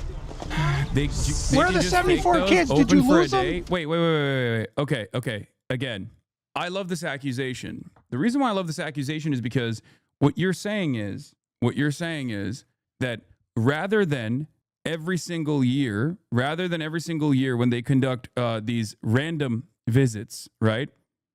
And it's not always at the same time, as you've seen, and they've done it multiple times. There's been a technical assistance review in 2022, then there's a licensing review, another licensing review in 2022, twice in the year 2022, and then once in 2023, once in 2024, okay? They're just finding children, like random children that they're bringing in, 74 of them, right? 74 of them to get together to make it seem like they have an operational childcare facility, okay? The licensing can occur with no children present. What's your point? Yeah, except clearly the licensing did not occur with no children being present at this point, because they say children's hands were not washed with soap and water. So unless they're hallucinating the children that were not washing their hands with soap and water, okay? Did they invent the children? Did they bring the children, but then simply did not wash their hands with soap and water? Is that what happened? I mean, what would you do for a few million? They got to keep the funds rolling in. Brother, you have to look at this as what's more likely, okay? And if your suspicion in this situation requires a much grander conspiracy, then it's probably the simpler explanation that this person's underlying assessment or this underlying claim is probably incorrect, okay? It's okay. It's all right. Maybe some of the other facilities are fraudulent, but so far, the two that we've looked at, right? The two that we've looked at, there is more evidence to suggest, unless there is a much grander conspiracy here where the state is also involved, right? The state is also involved in the cover-up, right? Because one of the places we're already charged with fraud, though, great, okay? Then they should have done a proper investigation into that one, rather than all of these other facilities that seemingly, according to Ilhan Omar, may be involved.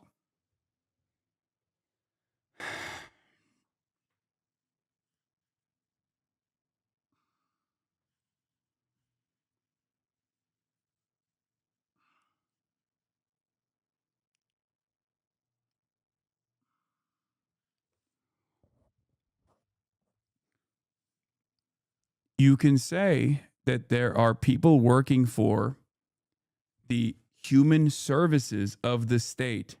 Yeah, it's based on total capacity, not active roster, by the way. I know. It doesn't mean that it's like fully booked anyway. I love how people think that leftists would be okay with people committing mass fraud on safety nets. I know. They just think that, like, in their minds, they think I'm defending people stealing from welfare funds because it's potentially Somali people stealing from welfare funds, not understanding that I don't give a fuck what someone's background is. White, black, brown, Somali, doesn't fucking matter. There is no theft from welfare funds that is appropriate, okay? I think they should be criminally charged after conducting a proper investigation. The issue that I have with this video so far is that this is not a proper investigation. This is something that is presenting itself as a proper investigation for the dumbest people to get on board with by leaning into a whole bunch of different speculative aspects without actually following a through line that in a careful manner that would actually crack open a case such as this one. Because if the claim that they're making is that there's no children here and they're lying, right? And if that claim is true, that means that the investigators that are looking into the facilities are also in on the conspiracy. Now it's a much larger conspiracy that requires members of the state to also be properly charged and also investigated and potentially convicted by the federal law enforcement. Do you not understand? You sound worse than Candace? What do you mean worse than Candace? They're not stealing. This is how city contracts work. Holy shit, this is so annoying. You sound worse than Candace. Brother, sister, the emperor. I'm saying that if the claims being made are real, it requires thorough investigation, because now all of a sudden there is a much broader, much larger conspiracy that involves the state. Okay? Did you lose these kids? Do I need to call someone? Do I need to issue an Amber Alert for missing children? Are these children missing? It's not my business that children are missing. 74 infants and You're right on the hand, but I do need to say, play devil's advocate here. If this was Israel-backed daycares being called out for this, I think you would lean more towards, wait, do you think this is Somali-backed daycares? Like the government of Somalia is backing these daycares? Number one, I never said that. Number two, you're stupid. I'm not defending this at all. Okay, listen. If I just call you a pedophile, okay, and just keep calling you a pedophile in a YouTube video, and then you get frustrated and you go, oh, I'm not a pedophile. I go, see? This is not sufficient evidence. I think you are a pedophile. Do you feel like that would be appropriate? Do you feel like I conducted an actual investigation? What do you mean? I'm not defending the potential of fraud taking place here. Obviously not. You're right, Hassan. But if this was against Palestinians, you'd be okay with fraud. Yeah. toddlers, preschool. The proof's right there. There's no children anywhere. You are hand waving this video because of the Zoomer cloud chasing. You are being pedantic.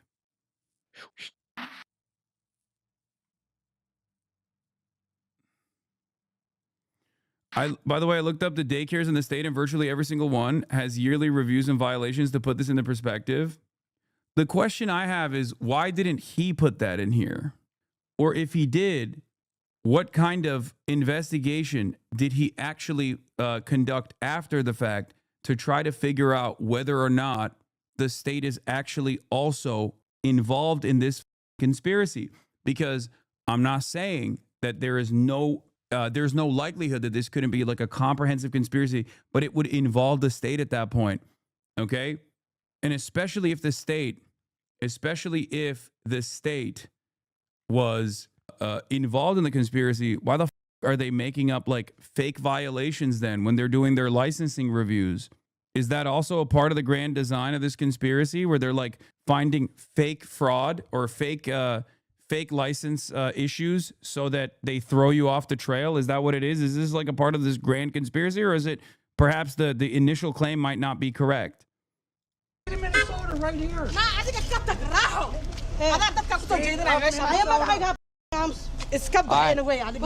we're moving on to the next location. Have a good day. As we continue to show the blatant fraud that was taking place here in Minnesota, Somalis started following us around the city. And now we're being followed by the Somalis. This is another daycare center. Absolutely no signage, and there's no footprints in the snow. Yeah, bro, that doesn't even look open. Like, I think that one might not be open at all, actually. They literally have fencing around it. Center, absolutely no sign. Like, oh wait, it does have fencing. It does have a door into it. Never mind. Signage, also, there is and footprints. There's no footprints. What the? No, of children. Wait, what? What? Wait a minute. Another daycare center. I only saw this part. I didn't realize that there was a door there, and I thought it was like a closed business. No, there is literally there's a gate. There's clearly footprints going in and out. Okay, do we have the state investigation into this one? Okay, we're looking at the licensing lookup of this one now. This is the third one that we're looking into. Child care center address, Minnesota Best Child Care Center. Imagine being a state investigator, seeing this video, and now your 8 months of work is gone because the actual fraudsters are on high alert. 3/17/2025 licensing review. The program space was not clean. Equipment and furniture were not in good repair. Documentation was not available to show that a teacher did not meet the qualifications. And then the correction documentation was submitted and also approved. It seems that this child care facility is actually intact. They were also fined in 2024. Equipment and furniture were not in good repair, corrected on site. The program did not submit a background study requested Department of Homeland Security when required. Then they submitted the correction documentation and it was approved. Area used by children were not in good repair. Correction documentation was submitted and approved. I'm wondering if all these places look so shitty because they needed to make so many so fast. Oh, sorry. DHS is not Department of Homeland Security. Department of Human Services. The front door of a daycare is always locked. To come in, you have to have a child there, and to be on the list to pick up a child and to be able to identify yourself to do so. These are heavily regulated for obvious reasons. It's not the place to do a completely made up fraud scheme. Nobody just shows up to visit. Yeah, well, people do show up to visit, pedophiles, and now apparently right-wing content creators that want to do the new Pizzagate, this time on random kindergartens in Minneapolis. And there's no footprints in the snow of children playing outside. $5 million within the past 5.9 million in 2 years. 5.9 million they received in 2 years. That facility right there. And now we have a group of Somalis telling us in our vehicle right now. From this daycare center, we headed over Yeah, to... bro, they think you're pedophiles. Like, what do you mean? Kind of you to call him a content creator? Like... the infamous Quality Learning Center, which actually spells Quality Leering Center on the outside of their sign. That's how blatant this fraud is here at this daycare. Don't open up! So this is Quality Leering Center. I meant to say Quality Learning Center. Don't open up! They said they spelt learning wrong. Don't open up! How do you have ice here, ma'am? I'm literally a YouTuber. Don't open up! Oh, this lady thinks it's ice. Oh, they have a lot of investigations. Yeah, there was a licensing investigation and a licensing review that took place. The floor plan did not contain all required items. Staff did not supervise the children at all times. The program was not operating within the terms of the license. And then there's another licensing review that takes place. And they've gotten dinged multiple times. Okay? This would have triggered a hard lockdown at the preschool I worked at.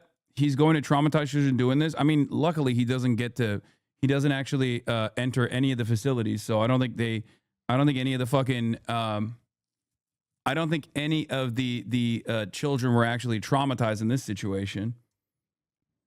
Areas used by children were not in good repair. Crib mattresses and other sheets did not meet safety requirements, and or items were in a crib or infant under 12 months. Written parental permission had not been obtained for administering medicine or topical products. The program did not follow healthcare providers' written instructions when administering prescription medication. Again, all of this stuff, there were proper documentation after the fact. Correction documentation was submitted and approved. I think you should make a little note on that it is far and way more common for these places to get violations than to not get violations because the codes are very strict. Yes. I know I'm sure that there are some people in the chat that work in facilities such as this one. So you already know that this is one of the most aggressively while it's still oftentimes underfunded. Your whole take on this should be shared widely because the comment section on this video is so apparently gross and racist. My take on this will not be shared widely. My take on this will, people will clip whatever they clip out of this conversation where I'm like responding to someone and will immediately say Hassan actually wants criminal fraud and misconduct to take place when it's actually Somalis doing it because he hates white people and he thinks like black people can do no wrong or some shit. It'll be... because the starting point of this argument is like heavily racialized, very white nativist, that the additional arguments that will come along with it will not actually recognize what I'm criticizing here. Okay? They will try to make it seem like I'm defending it. Even there are chatters in here who think I'm defending it. There are long-term community members in here who think I'm defending the criminal misconduct that's taking place. I'm not. Okay? I am, however, looking at the likelihood that the claims that Nick Shirley is making are accurate by matching it up against an investigation that was conducted in virtually all of these places, considering that childcare is heavily regulated by the state. Okay, it's heavily regulated by the state in each individual state. Obviously, there's differences in the regulation is on a state by state basis, but this is one of the. If you're trying to create a narrative, if you are trying to create a narrative that there is like mass fraud taking place, this is perhaps one of the worst industries to claim it because of how much the state obviously has to do upkeep and to maintain proper licensing because they're taking care of children. It's like schools and kindergartens and places like that. childcare facilities are some of the worst places to do fraud in. If you're gonna do it's like if you're gonna money launder, you purchase a laundromat, right? If you're gonna money launder, I think an area where it's not a cash only business is one of the worst places to do money laundering in, right? Like you buy a car wash or a laundromat and you do a cash only business, right? You don't do money laundering in a heavily safeguarded and heavily regulated business that has no cash coming in, right? For example. Now, having said that, once again, extravagant claims require an unimaginable amount of evidence. Okay, you can't just like run around and be like, oh, these guys are doing mass fraud at these places, and then the investigation that you try to do in this situation is just like knocking on the doors of random kindergartens or childcare facilities and be like, where is it? Where are the children? Where are the children? You know, that's ridiculous. Ma'am, what do you think about the fraud that's taking place here in Minnesota? Don't open up. We have ice. And what do you think about this place being licensed for 99 children Don't open up. and getting $4 million over Don't the open up. It's ice. $4 million in the last 2 years? Go away. What do you think about that? Are you in Go favor? away. Are you in Yeah, you're missing a major part of this. You should mention that there's a massive chance that they're only showing the ones that look suspicious and excluding the ones that have nothing to do, point at. If this is the best they could come up with, that's embarrassing for their narrative. Yeah, ironically enough, it's heavily relying on vibes overall. The vibes of the audience to believe that there is like this extraordinary amount of fraud taking place, and there is no proof whatsoever of the claims being made at all. And there's actually counter narratives, or at least evidence that is a significantly higher. Then why are they blacking out? Why are the windows blacked out if it's a legitimate kindergarten? Wait, what? That's the reason why you think it's a fake kindergarten? Because the windows are blacked out and the doors are locked? Maybe because they don't want pedophile peeping toms looking in. What do you mean? That was the reason why you were sussed out? Yeah, that's not weird at all. Sunlight is good for the children, bro. Oh, a lot of people apparently keeps getting said by these bots. It doesn't cost $4 million to take care of 5 kids. Okay, now we're doing like cost analysis and shit. Okay, again, if you think that they are improperly spending the money, that's entirely different. But that's not the claim being made. The claim being made here is that there's no children in these facilities at all. The claim being made is that there's no children in these facilities. There's obviously evidence that there is children according to the state, the Department of Human Services, and the licensing investigations that they have conducted. There's obviously children there. So now you're moving the goalpost. Atrioc blanket endorses video this morning is disappointing, to be honest. Oh, the thing that I'm frustrated by is that there is probably at least one of the places that they went to that is actually suspicious or doesn't meet that same standard. Okay. So far, all we can do is either look at the evidence and look at the actual state authorities that have done licensing videos, not licensing videos, sorry, licensing investigations over and over again. And if there is evidence to suggest that the state is lying, then they're involved in this much grander conspiracy. Okay? Those people need to be punished too. The people at the Department of Human Services also need to go to jail if that's the case. favor of that? Go away. You know where You're not welcome here. You- Shame on you. Are you in favor of $1.9 million going illegally, Don't open up. fraudulently to this business that has quality learning center but can't even spell learning right on the door? Don't open up. Ma'am, we are not ICE. I don't care who you are, you don't belong here. I belong here just like you belong here. Don't open up. It's ice. You do realize that Verify the Atrioc claim. Don't trust chat. I know. I'm going to watch the Atrioc video in a second. I think the reason why they're saying that is because he basically gave a lot of credence to the claims that this guy was making initially, because there is also evidence of widespread fraud, welfare fraud in particular, in Minneapolis.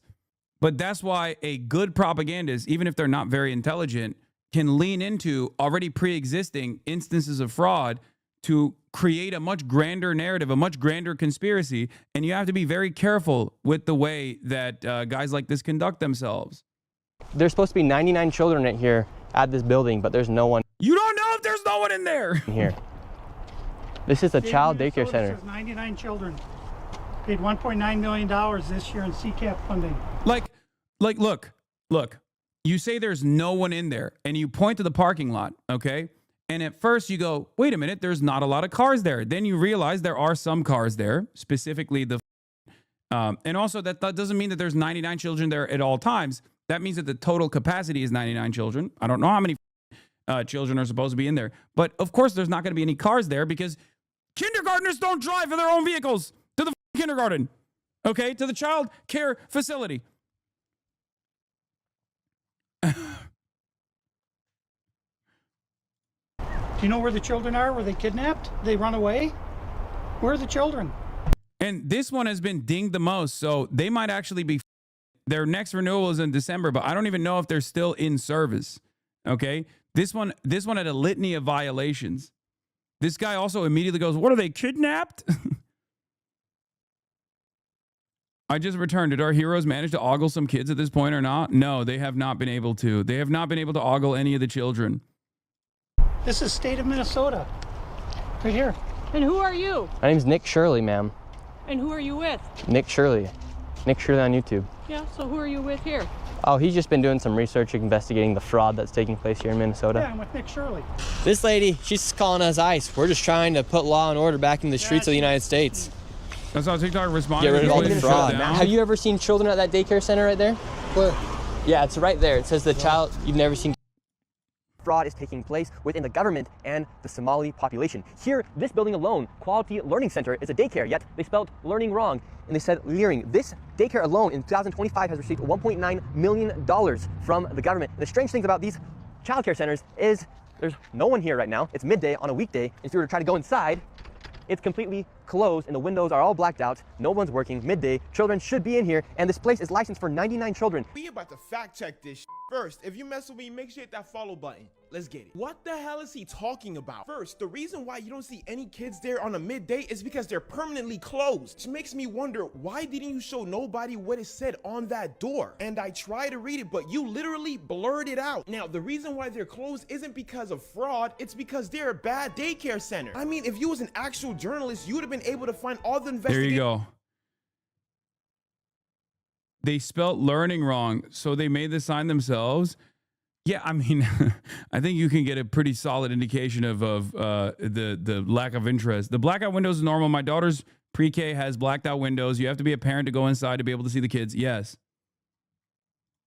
They had since 2022. Their last investigation was in July. See that all the violations are related to child safety, which is why the facility has been in probation multiple times, which makes me believe that that paper up there is a sanctioning paper. I know this because that's one of their violations that they didn't post it up. And if you see, Wait. this was in July. See that all the violations are related to child safety, which is why the facility has been in probation multiple times, which makes me believe.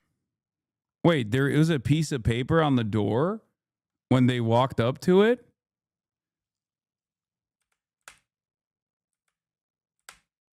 Oh, there is. Wait, you can kind of see what the paper says here. Let me see if I can zoom into it. I wonder if we can see it. It's like too blurry. I don't know if that facility is actually closed or not. I don't know why that TikToker is saying it's closed. It could be.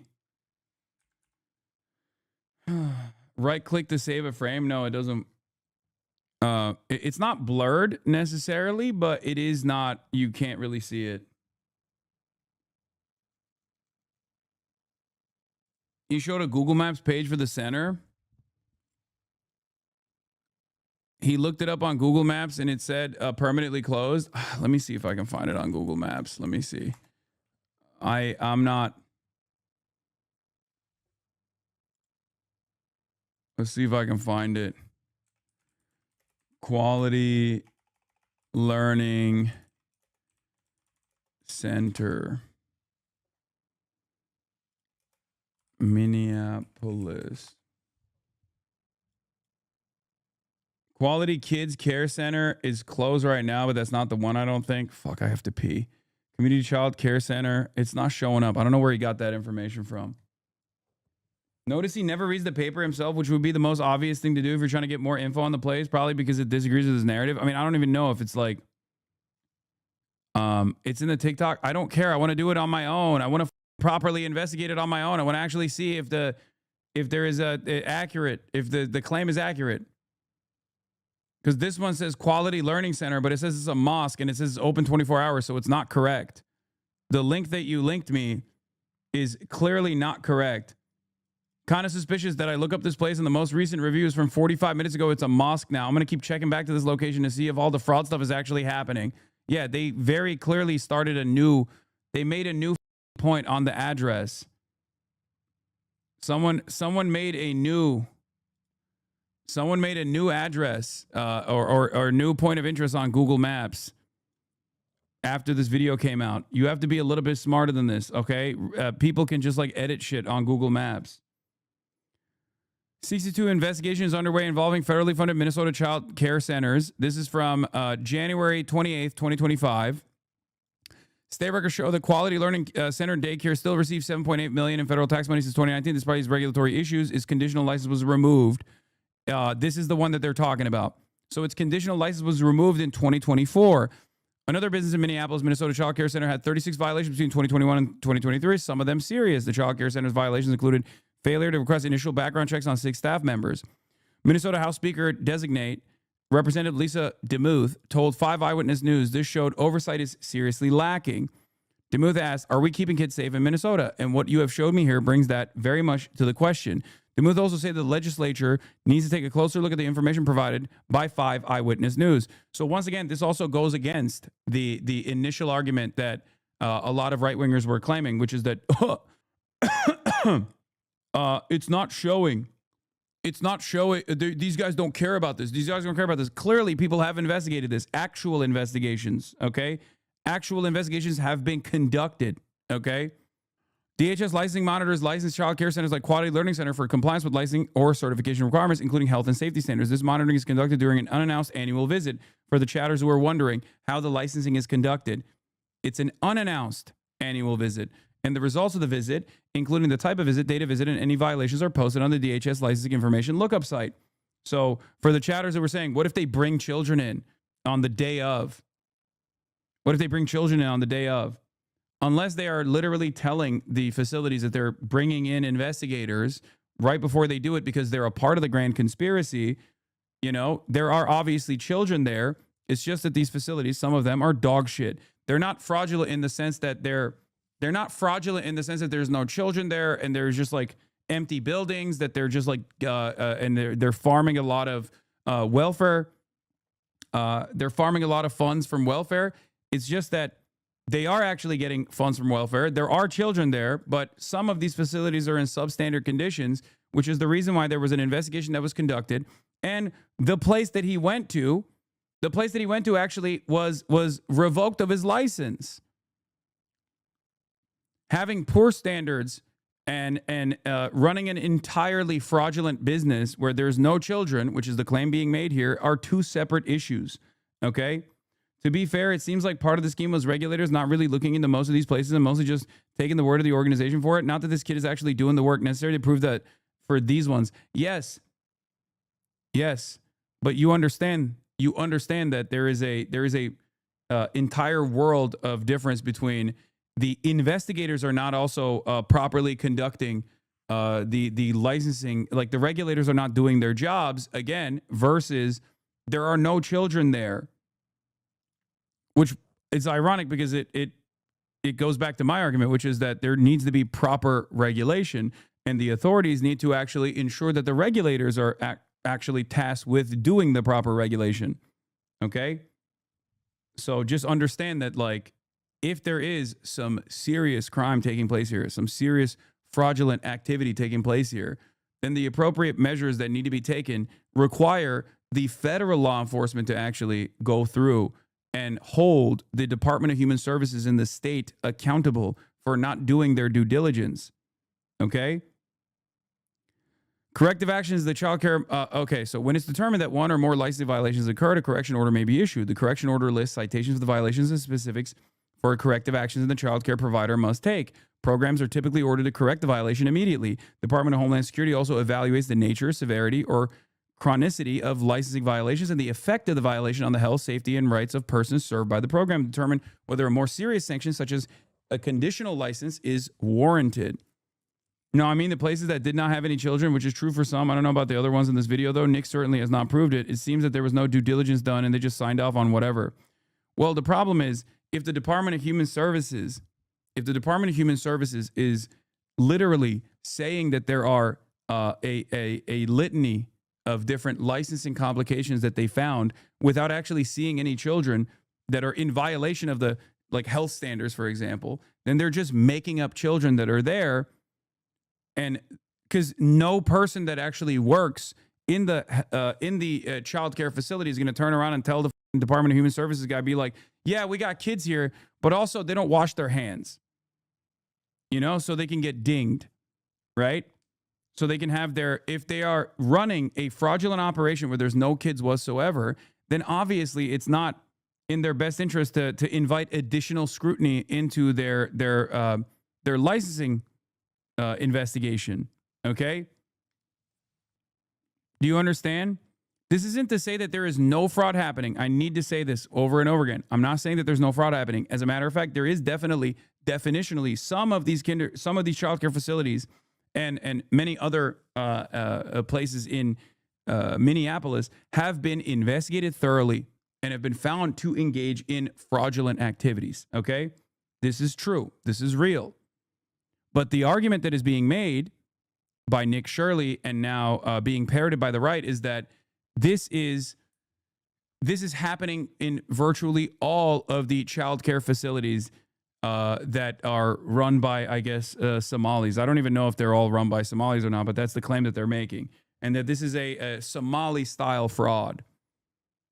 Somali U.S. citizens of Somali descent. A conditional license requires compliance with special terms of the program to continue to operate. Licenses are also conducted additional reviews during the conditional license period to monitor for compliance with the terms of conditional license and the health and safety standards. But like I said, the one that he went to last where he says there's no children there, well, it turns out Governor that one... Tim Walz and state lawmakers Here, you know what? Let's just watch this real quick because this is a real investigation from January 28th in the beginning of this year in 2025.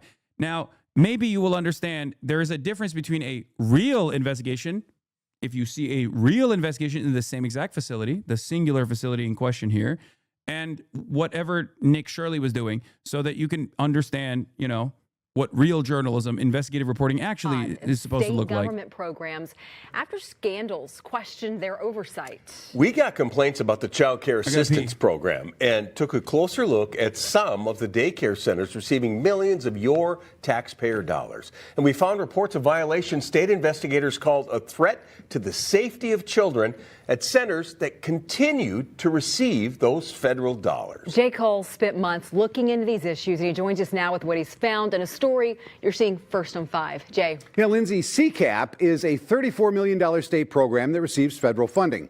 It benefits more than 12,000 low-income families each month across the entire state. Learning of growing concerns about the program from sources at the Capitol, I started looking into some of the daycares receiving the most money. Despite many serious safety violations over multiple years, they continue to receive funding. And now some state lawmakers want an investigation into what they call a lack of oversight of the CCAP program. I started by visiting Quality Learning Center Daycare. So it is that 14B, which sits right in the heart of downtown Minneapolis. Between 2019 and 2023, the Minnesota Department of Human Services found 95 violations at this location. They range from failure to keep hazardous items away from children to no records for 16 children, which include things like immunizations, emergency contacts, and medical needs. So state investigators placed Quality Learning Center on a conditional license in 2022. I went to the daycare's location several times, and only once did I see people there. Oh, that's your daycare. But I did not see any children. So there are 80 kids in there? No. After school? Okay, gotcha. All right, thank you. DHS declined an interview, but in a statement acknowledged Quality Learning Center. Look, just proving Nick's point. Brother, you understand that the entire argument doesn't rely on him visiting the outside of the facility, right? No, it's not a whole different video. It's the right building. It's the right building. It's just the front of the building. You get that, right? You understand that if there is additional points of evidence, then yeah, no shit. There is a validity to the suspicion. You intentionally misunderstand everything, don't you? Brother, he didn't do any of this shit. Put on a conditional license because of its poor safety record, but it still received nearly $8 million in taxpayers' money since 2019. Its conditional status removed in 2024. I also went to yet another facility, the Minnesota Child Care Center in this South Minneapolis building. I found it at the end of this small hallway with a steel door, no windows, and no visible security cameras. That's the sign for the place. State records show between 2021 and 2023, the daycare had 36 violations, some of them serious. They failed to request initial background checks on 6 staff in 2023 and failed to request repeat background. Yeah, the journalist investigated the records first, then verified by going to the site, and then attempted to get interviews from owners. And not only that, but also he actually goes through the licensing process. Checks on 8 staff in 2024. Ultimately, the state would accept corrective documentation on the. Like, if Nick was a reputable reporter, he would at the very least show that the Department of Human Services has actually conducted investigations at random, right? And found licensing issues, right? In the licensing investigations that they conduct yearly, they found a litany of issues. This actually would prove his argument, right? If his argument is that like these are substandard facilities, they're dog shit, they're getting a lot of state funds, and they're just like not doing the appropriate, not taking care of the children appropriately, all this stuff, okay?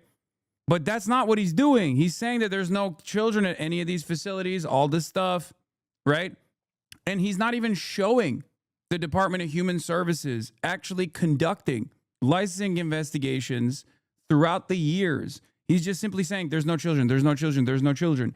And if there's no children, and yet there is licensing investigations that have been conducted, then you actually have to continue along with your investigation and now also investigate the Department of Human Services for the state. Because now this is a much larger conspiracy. Now it's no longer just about these guys duping the state. Now the state is also involved. So the regulators also have to be investigated and audited, okay? I have repeated this point, I think, a million times at this violations. Now. Wasn't anybody here last time either. I visited several times, and each time, no apparent sign of any workers.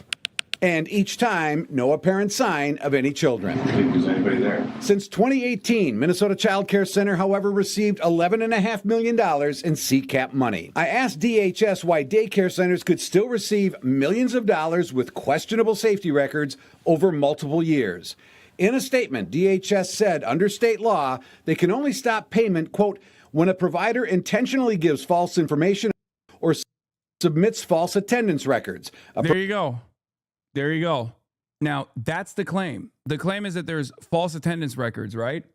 If there is false attendance records, that is the claim that Nick is making. And if this is true, and once again, I'm not saying it's not true, but if it's true, then that requires additional investigation, this time with the Department of Human Services. Provider is operating after a suspension or revocation of its license. There's a credible allegation of fraud and/or a provider refuses access to attendance records. What does that say to you? It says that the oversight is incredibly lacking. I shared our findings with House Speaker designate Lisa Damon. Are we keeping kids in Minnesota safe? And what you're showing me here brings that very much into question. You know, Jay, you have pages here that are publicly available with repeated failure to keep hazardous items away from children, failure to maintain adequate staff to child ratios, background checks. Yeah, none of this, by the way, implies that there's no children there, for the record. Failing to keep personnel files. These are repeated violations. Which, again, is a problem in and of itself, okay? This is a problem in and of itself. As I was looking into the daycare center violations, I also found a connection between CCAP and the Feeding Our Future scam, which bilked $250 million from the state. In 2023, a man named Abdikadir Kadaya was charged with stealing $1 million in taxpayer money in the Feeding Our Future case. He's waiting to be sentenced after pleading guilty to wire fraud. But we also learned Kadaya also operated Intisar Child Care Center in Minneapolis. The facility received $1.8 million in taxpayer funds between 2017 and 21. But the license was revoked and Kadaya's daycare was shut down. He has not been named or charged with any crimes connected to CCAP, however. Now, I've been asking for weeks why Kadaya's Clearly, there's a mandatory staff-to-child ratio that requires a certain salary, which only goes up based on capacity. Yes. License was revoked. Late tonight, DHS sent over this 86-page document explaining why. Some of the more serious reasons include violations directly related to the health and safety of children and providing false and misleading information to DHS.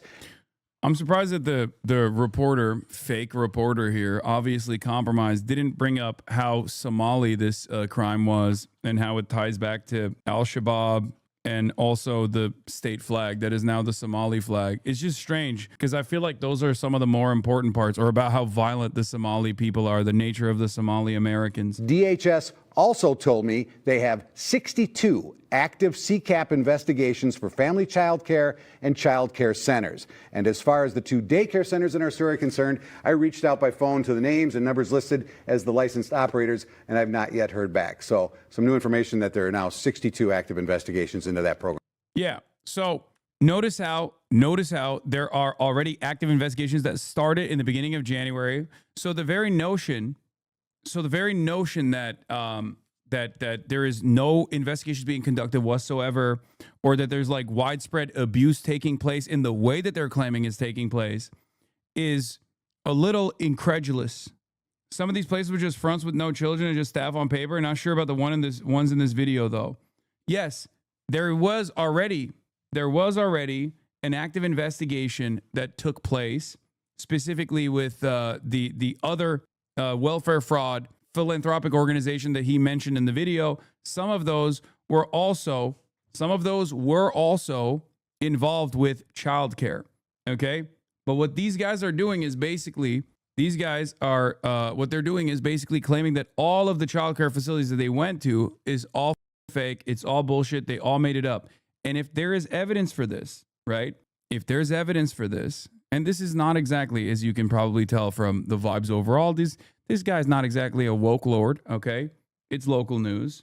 But having said that, the fact that there's already something that has been in the news over and over again, and there is and that there is already active investigations taking place, they're making it seem as though this is just like widespread abuse that got no attention whatsoever.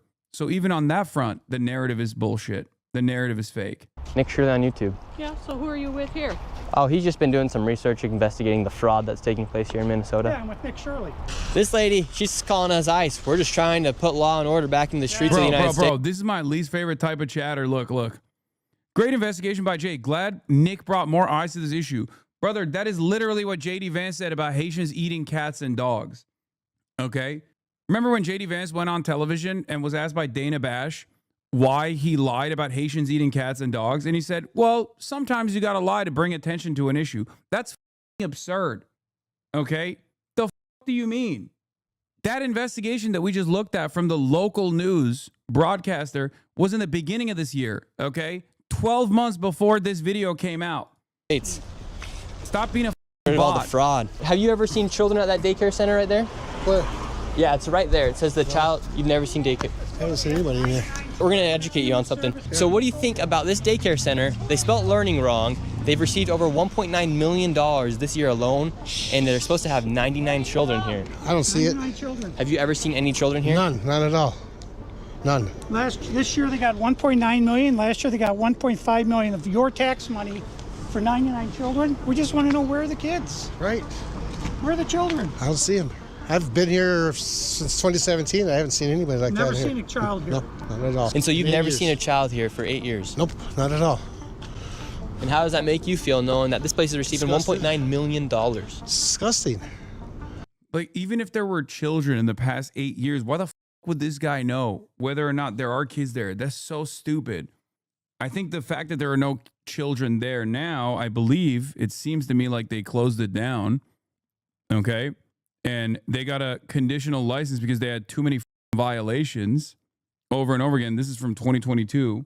But like the idea that there is no, one of the most recent licensing reviews for this facility, a simple code violations involving children who were observed there during the review. You guys are painfully gullible. Or do you think the state agency is in on the conspiracy and fake watching someone administer medicine to a child, or that children weren't properly age grouped at all times, i.e. a toddler still in diapers was hanging out in the room with older kids? How far does the conspiracy go? So that's what it is. Like, if you want to actually complain about the substandard care for children, that's one thing, which is interesting because Republicans now are in favor of regulation, I guess, which I'm on board with. So I'm glad that you're finally coming to that conclusion that the regulatory bodies need to do proper investigations, and that's a good thing. Regulations are good, okay? But that's a whole separate argument. And the problem here is that there are some of these facilities that were actually caught doing fraud. Some of these facilities were actually fraudulent, and not just like code violations, but some of the facilities were actually involved in the fraud scheme that took place in the previous investigation. But tying it up to every single facility is ridiculous, especially without the proper evidence. I mean, what the hell? They stealing the money. That's a federal grant, too. That's, if they get caught for that, it's a federal offense. I know, I studied law. And do you think Tim Walz should go to jail for all the fraud that he's enabled here in his state? That's him doing this? Well, heck yeah. He's got to be held accountable for this. I mean, there's no rhyme or reason what's going on here. It's simple. It's nothing there. It's a parking lot. And look, they even spelled learning wrong on their sign for a place that's supposed to be educating children. That's crazy. I mean, who runs it? Who supposedly runs it? Somalians. Oh my God. Well, where? Yeah, it's just, I've never seen nobody here at all. So how long have you been living here? Since 2017, 2018. You've never seen a single child walk in that building? No, not at all. How's Waltz related to this? He's a Somali secret. He's a secret Somali. That's what it is. That's why he did the Somali flag. Duh. Why do you think he changed the state flag? Why do you think he changed the state flag to the Somali flag? Because he's secret Somali. So this daycare center is literally just a place to traffic. Is SOG. Somali occupied government. Money. $1.9 million just this year alone. And this guy's been living here for 8 years and has never seen a single child walk through those doors. There's no windows either. No. And the only window they do have, the door, is blacked out. Yep, I see that. I've never seen anybody go in there. Within just a few hours, we nearly approached $20 million in fraud, and we headed over to George Floyd's. Yeah, that facility license was revoked, I think, in 2024, but I don't understand that because then it says there was another licensing review that took place there. So I don't know if that facility's license was actually revoked in 2024. I think it was revoked and then reinstated. And then there was a licensing investigation that took place in 2025, in the beginning of 2025. Wait, George Floyd, what? Neighborhood to expose $20 million in fraud, and we headed over to George Floyd's neighborhood to expose more of the fraud taking place. This place is called Future Leaders Early Learning Center, and it's licensed for 90 children. And in fiscal year 2025, they received $3.6 A common funding model is to fund a child care center upfront for a period of time based on, in part, the center's max capacity. Instances of overfunding are identified through reconciliation with actual data, e.g. actual staffing and attendance over the year, and government funds are recovered. $1 million. In fiscal year 2024, they received $3 million. So in 2 years, they got $6.67 million, claiming they have 90 children every day of the week, 5 days a week. So let's find out. This is the other one that they're going to. NBA athletes. And we don't even know if they're paying taxes, but we don't know where this money is going. Is it going to terrorism? Where is it going? But it's mean, I think even if there is fraud, it's probably going into the pockets of the people who are doing the fraud and not like, I don't know, funding terrorism. I don't know where these guys got that information from. There was an investigation that was conducted on whether or not any of these funds even went back to Somalia, right? And therefore in the hands of like terrorist elements in Somalia. And it turns out that wasn't the case. So, you know, that's people. The people don't consume information. Yeah. It's theft. It's fraud. So there's a lot of statements that have been made so far. Tim Walz is somehow responsible. The Somali flag looking new flag for the state of Minnesota indicates Tim Walz's level of responsibility, even though it was, as I've already, there are a lot of claims that are being made. I'm trying to go through them piece by piece here and show you what the truth is. Obviously, there hasn't really been too much tying Tim Walz into all of this. Even though, yeah, as he is the governor and the entire Minnesota state has not offered proper regulatory oversight into a lot of these welfare programs. Tim Walz is responsible for that, right? As the governor, he is in charge of the state. And the state very clearly dropped the ball here, right? This is true. But to what degree they dropped the ball is in question. And did they actually identify the criminal elements and then that's it? Or is it a much larger conspiracy? And the reason I'm involved is I wanted to stop. I care about Minnesota. I'm doing this for the people of Minnesota. I don't make a dime off all this time I've spent on this. I put my life at risk several times, but I'm determined to see this through and to correct what is wrong, what is evil. Here at Future Leaders Early Learning Center, this building received 3.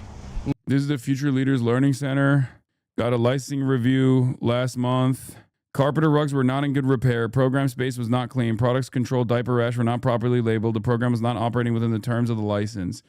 And there was a correction document that was submitted for everything, and they were approved.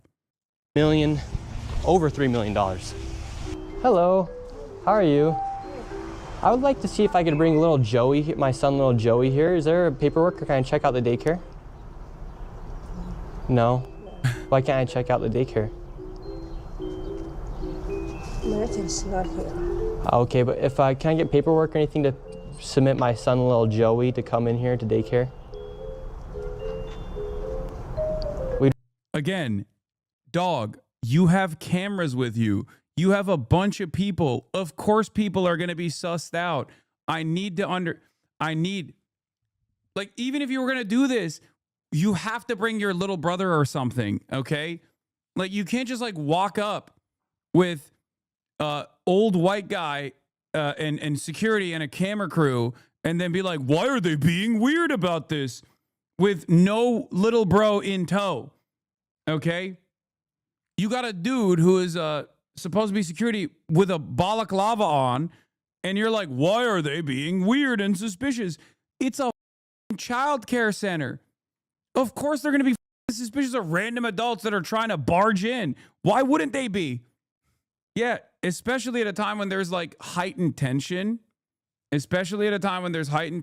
probably, that the white lady chasing them around actually made me realize they probably think these guys are ICE or something. And it doesn't even mean that there's any like undocumented migrants in the facility, but it doesn't matter, right? Because Donald Trump is saying we're going to go after all the Somalians over and over again.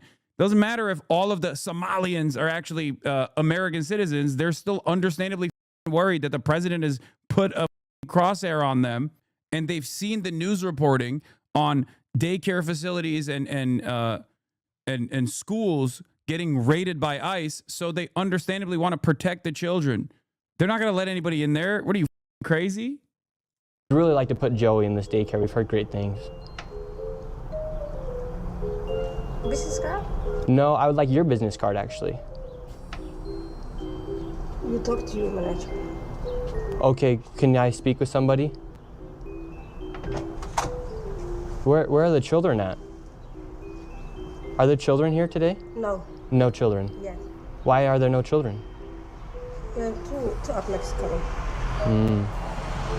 Would my son, little Joey, have friends to play with here? No.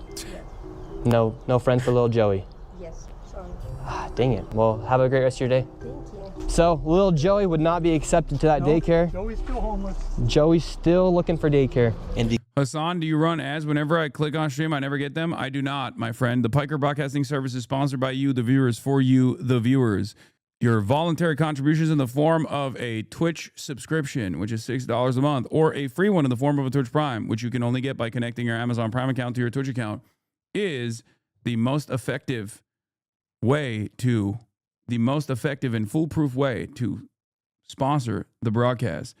PBS, Piker Broadcasting Services, sponsored by you, the viewers, for you, the viewers. Because little Joey couldn't get into a daycare, we went to an autism center, as they have been popping up everywhere as a rise of autism has occurred here in Minnesota because of the government funds that they are receiving. I tried to check my son Joey into an autism center. We've been going to a lot of these daycare centers. We're trying to find a spot for our little boy Joey, but we thought maybe we could check him in the autism center because none of the daycare centers are open. Yeah, and how many kids do you guys have at this autism center?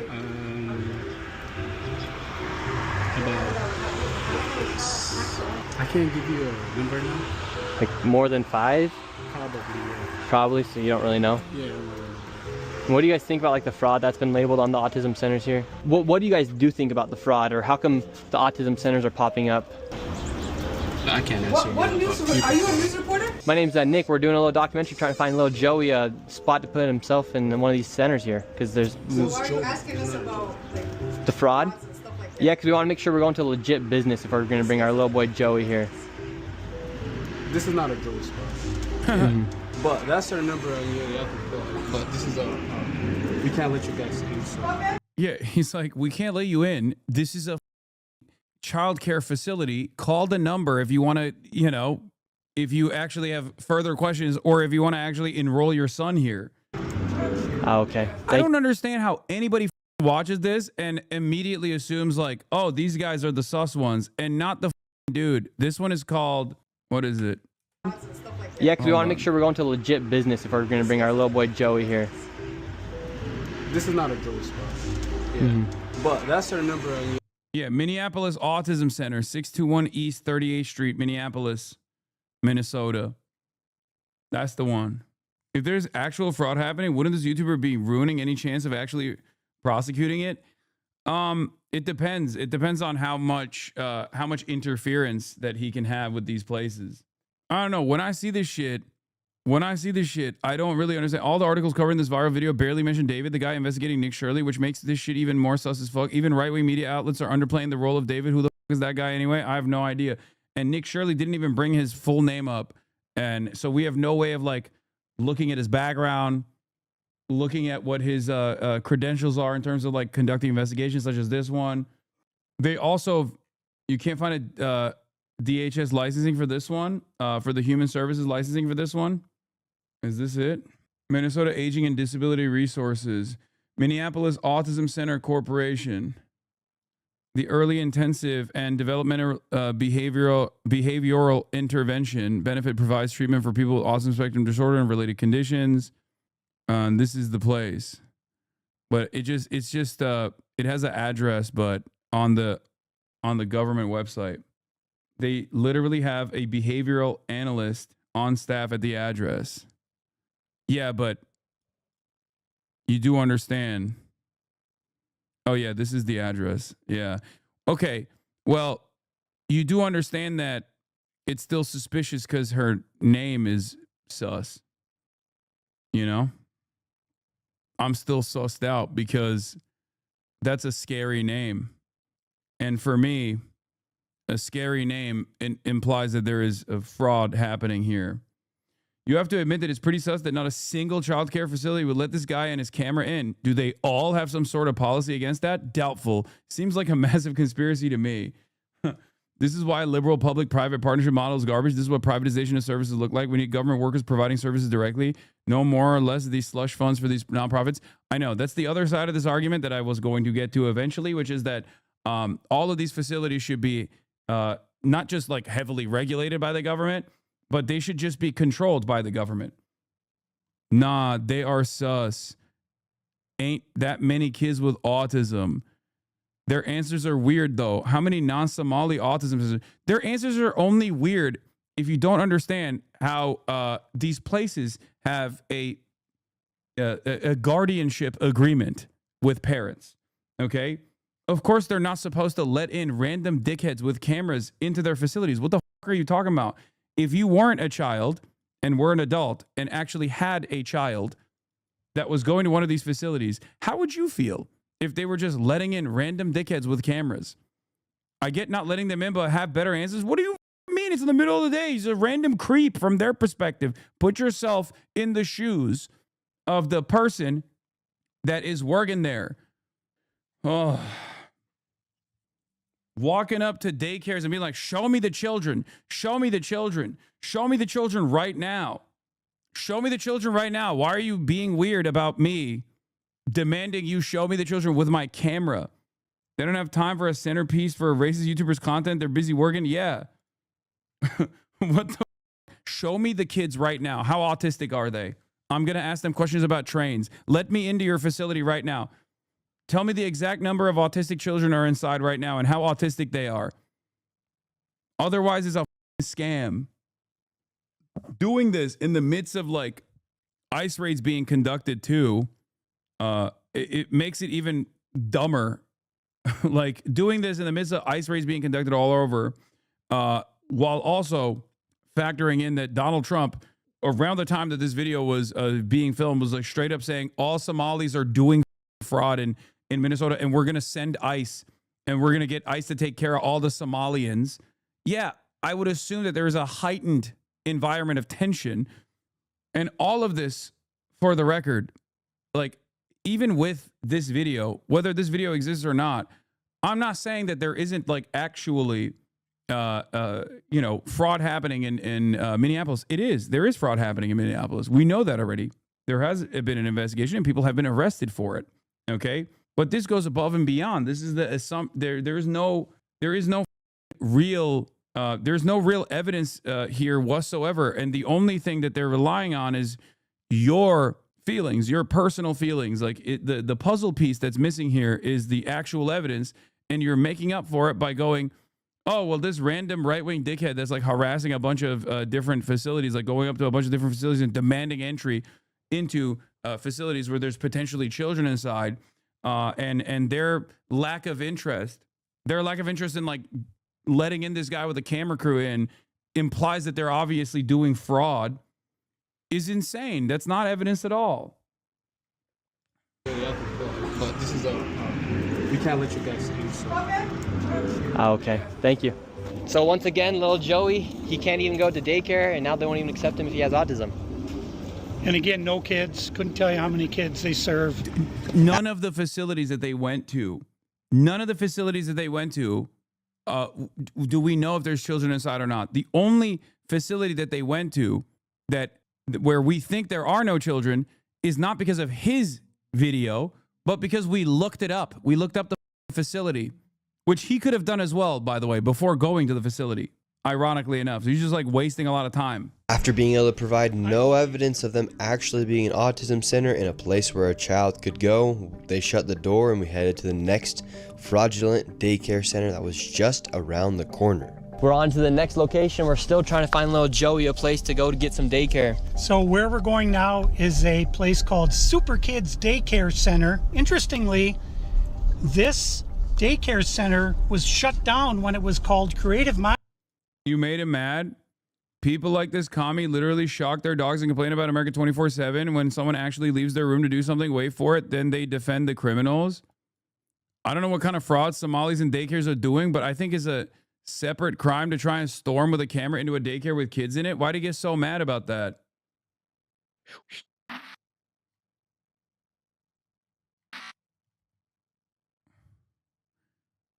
Yeah. Why won't you show our group of middle-aged men with cameras where the children are? What are you hiding? He's right. No, don't ban that guy. Come on. Don't ban that guy. This guy has a lot of good ideas, okay? I need to hear from guys like this. explain to me how he's right, because even in this tweet, you can tell I'm saying, like, I don't know what kind of fraud Somalis in daycares are doing. Okay. As in, there could be fraud happening in these daycares. Okay.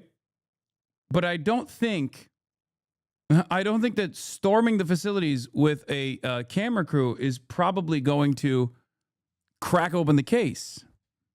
Chatters, post your home address and let me in with a camera immediately. I heard you're doing fraud in your house. Yeah. I'm going to start running around declaring all these random chatters pedophiles, and I have to go inside to see where the children are in your home. Sorry. Also, I love that this guy says I don't actually leave my room to do something. I mean, I do all the time, as a matter of fact. I've probably traveled more than this dipshit has this year. But once again, this kind of stuff, it doesn't matter how stupid his opinion is, because it's all entirely built around battle lines, right? This is my narrative. This is what I believe in. This is the opposition. There's no way that my opposition could actually have reasonable concern, even if they might agree with the underlying claims being made, right? Spoilers. You were literally accosting random people in the halls of a strip mall, interrogating them about where the kids are. And when they told you they don't work there, literally just random Somali people, the police had you remove. Wait, what? Really? Oh, there's a spoiler in the video. This video demonstrates how removing context is the primary method of right-wing grievance creation. Like when Ethan removes the context to make Hasanabi sort of sound like he said something he did not say. This guy misheard a woman and he's misunderstanding to immediately go on the attack against the woman, just totally lying. Yeah. Lions Daycare, and it had received $2.45 million this fiscal year, 2025. They had to shut down because there were so many violations, and they went and they just reopened under a new license, and they renamed the center. I traveled. Should I respond? I want to reply. Wait until they find out about the nursing home scams. I know. That's the other thing. There's a lot of scam. There's a lot of scams that happen in these places too. Finish the video before replying. Okay. We're at 24 minutes. There's like still another 20 minutes. Super Kids Daycare Center, LLC. So they got shut down, then started another one. Literally the next day. Creative Minds Daycare, $2.45 million got sent to this daycare center. We have empty parking lot. We do have a bus here. This is different. We'll see if we see anybody. It's not different. The other places had vans in the parking lots as well. I knocked on the door. Absolutely nobody was inside. And once again, no children could be heard anywhere. So David, once again, another child daycare center. We have a bus out here. No one's inside. Licensed for over 50 kids. No children anywhere. But yet, millions of dollars every single year. So the sign says Creative Minds Daycare. They got in so much trouble, they had so many violations that they had to shut down, and they reopened the next day under Super Kids Daycare Center. You see 3801 Portland, 3801 Portland, which is where we are. So that's fraud right there alone. Millions and millions of dollars, and again, the kids are missing. Where are the kids? You'd think if they had the same address, that whoever's inside or working at the Capitol here inside of Minnesota would just say, oh, maybe that's a red flag. They just write the check. Human Services, they got to clean out the whole bunch. They're the ones who enabled this fraud. How can you not look and say, wait a minute, these two are registered at the same address? On top of all of the child care centers, that's just only a small piece of the fraud. What other fraud are they committing here in Minnesota? So another major piece of the fraud is the home health care industry. Where we're going now is a building that has 14 Somali-owned home health care companies in the same building. 14 of the same healthcare companies in one building. 14 home health care companies with different names in the same building. How bad has Tim Walz managed the budget here inside of Minnesota? So the last biennium, we had an $18 billion surplus. The one he showed earlier just got its license 2 months ago. But this is the Super Kids Daycare Center that's new, though. Like, they got a new license now. for a day program. Pre-license. It has a pre-licensure review. Prior to receiving a license to operate, one or more visits are made to this program. Please see the initial effective date for the day the license was issued. Old saggy white man demanding to see kids very on par with this administration. Brother,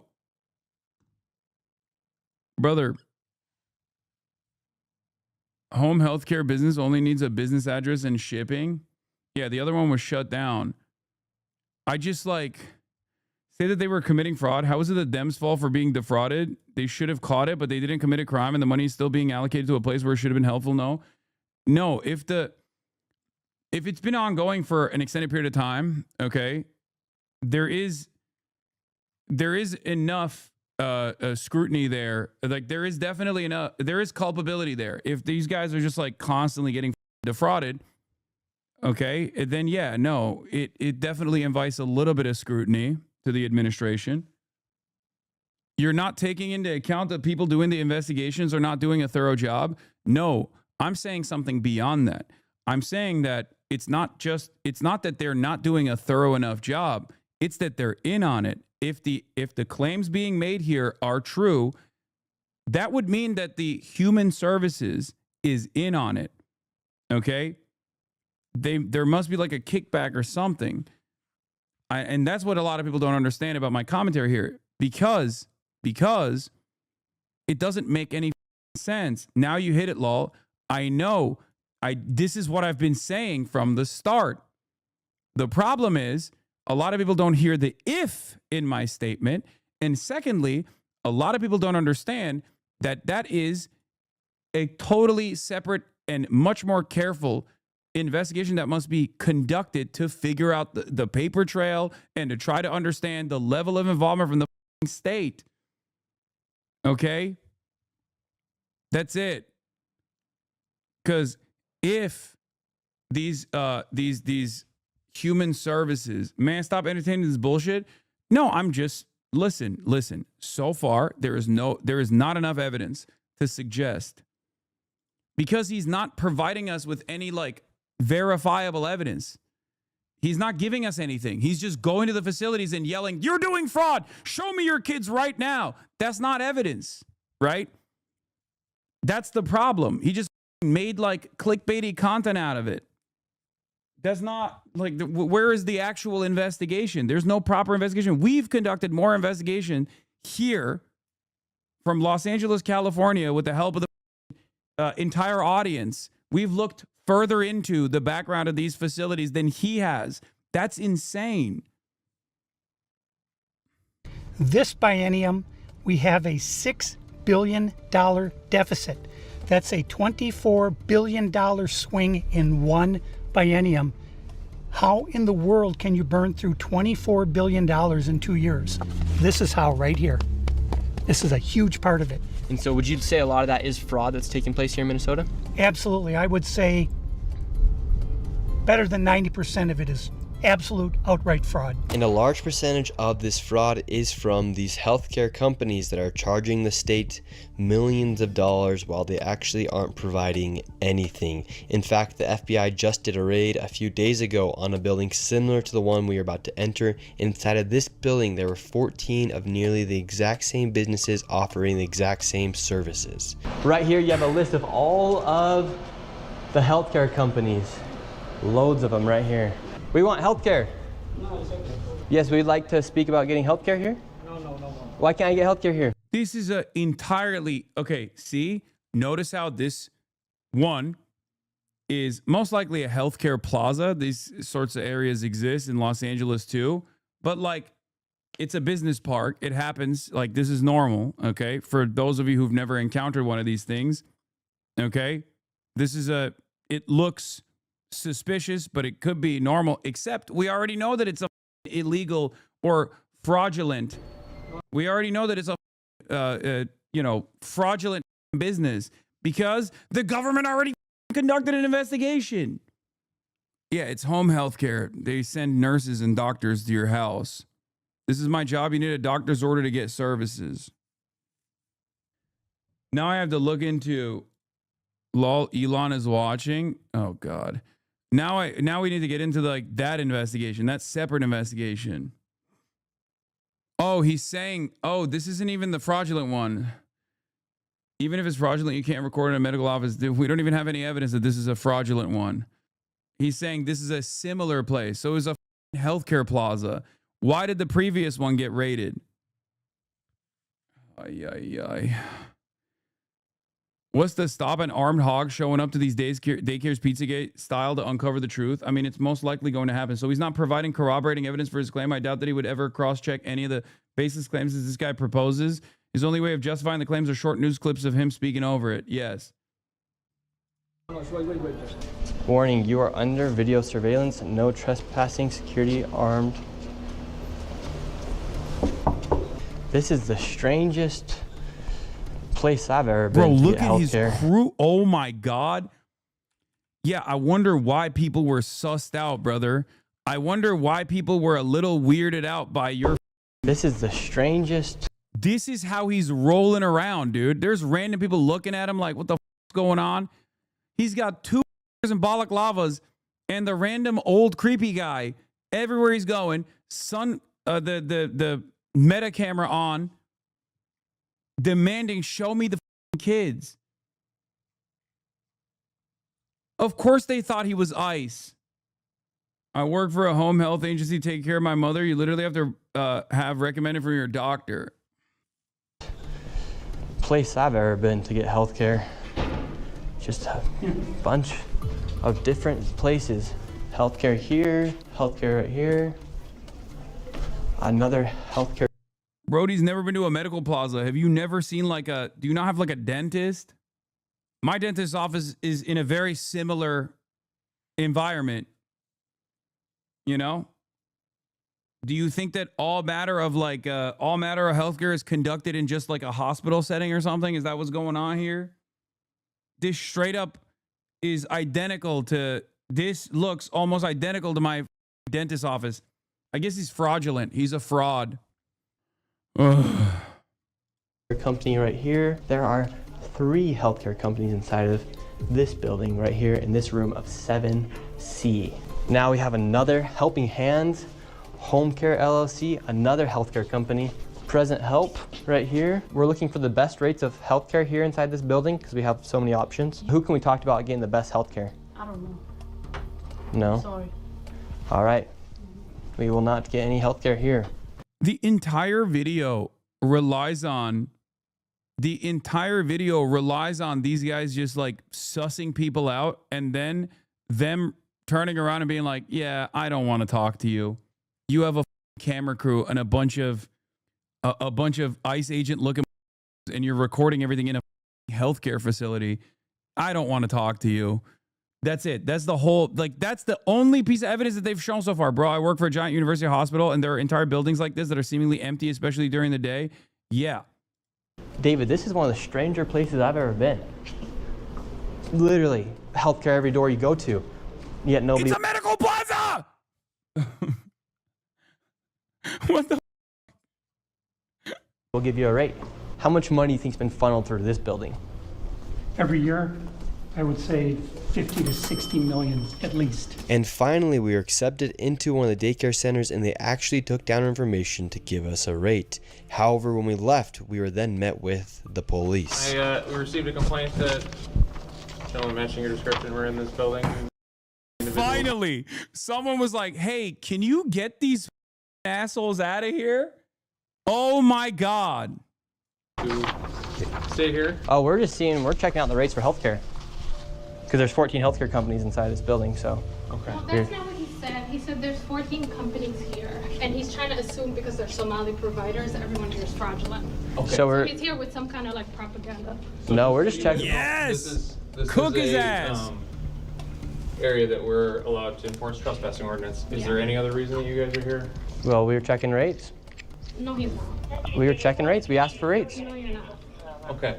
I'm gonna have, if you guys are all good, we're gonna step outside and we can continue this conversation. All right, let's leave. So, all right, we're getting escorted out right now. The police have arrived. We were checking out the rates, seeing what was happening inside this building. No one would really speak with us. We did go inside the one daycare center, and she actually did give us rates for childcare. Much respect to that lady. What's the problem, officer? Well, so again, we've been getting reports from multiple individuals that you guys were harassing individuals who work here. Back to blue, baby. Thin blue line.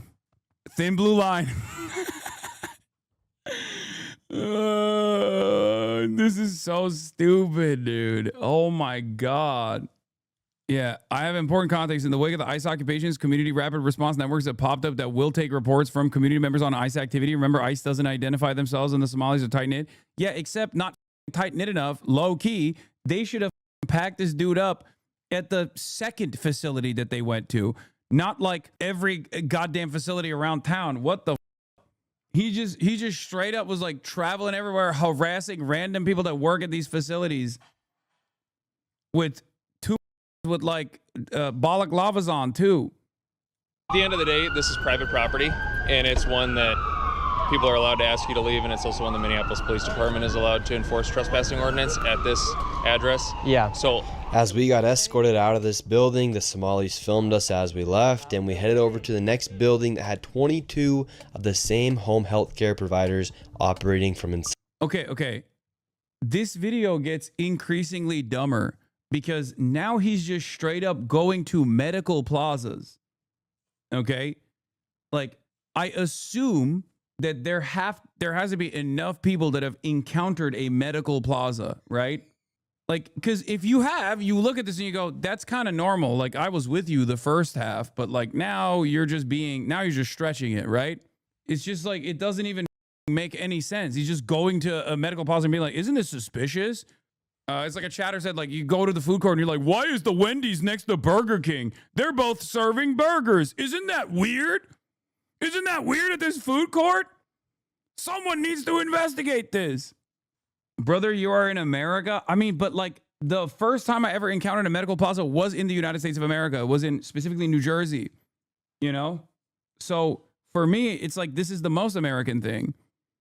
I would say this feels stranger to Europeans that you look at from afar. You look at like a mall, right? Or you look at like a plaza that looks like there's a bunch of businesses in it, but then it turns out there's actually doctors or like healthcare providers inside of the business. Like, that is weird. That was weird to me when I first saw what a medical plaza is. So if anything, like, Americans are probably more tuned into this shit. Check logs, Brody. Think they trust cops, dude? Why would immigrant communities rely on the cops, though? ACAB always, bro. Don't forget police collaborate with ICE, too. Yeah, that's true. Side of the building. Right here you have multicultural home care. And right here it says it's open, but can't even get in. Another Reliance Recovery Center. Mercy and Grace Care, Inc. Right here you have Den Eritrean Youth Development Association of Minnesota. Another child care center. Welcome to Bright Beginning Center. But what do you guys think about the fraud that's taking place here in Minnesota? Sorry. No comments. Can I please? Right here you have Serenity Quality Care. All of these businesses are literally the same type of business, providing the same service in the same building. Another Convenience Home Healthcare Aid Inc. and Child Friendly Space. All these companies get money from the government. Why would you have the same company essentially inside of the same building, door to door? Right here, Queenly Home Healthcare. It just does not make sense. If you're trying to operate a business, you'd want to have less competition.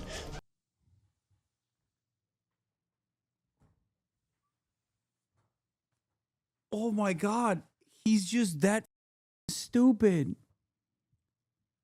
Oh my God. Brother just looked at the concept of a mall and said, this doesn't make economic sense. I can, like, 90% of conservative argumentation relies on just their sheer inability to understand how things work and their lack of imagination or lack of critical thinking, and assuming that there is a massive conspiracy. We saw this with the vaccines. We saw this with the way that they talk about like any sort of like medical intervention that takes place with abortions, right? Where they describe it in such like gruesome terms. It's just, yeah. I mean, it's the world is a terrifying place if you genuinely are stupid. If you're like a genuinely stupid guy, the world's got to be a terrifying place There's a lot of sounds. There's a lot of lights. It's like a caveman that was under a rock.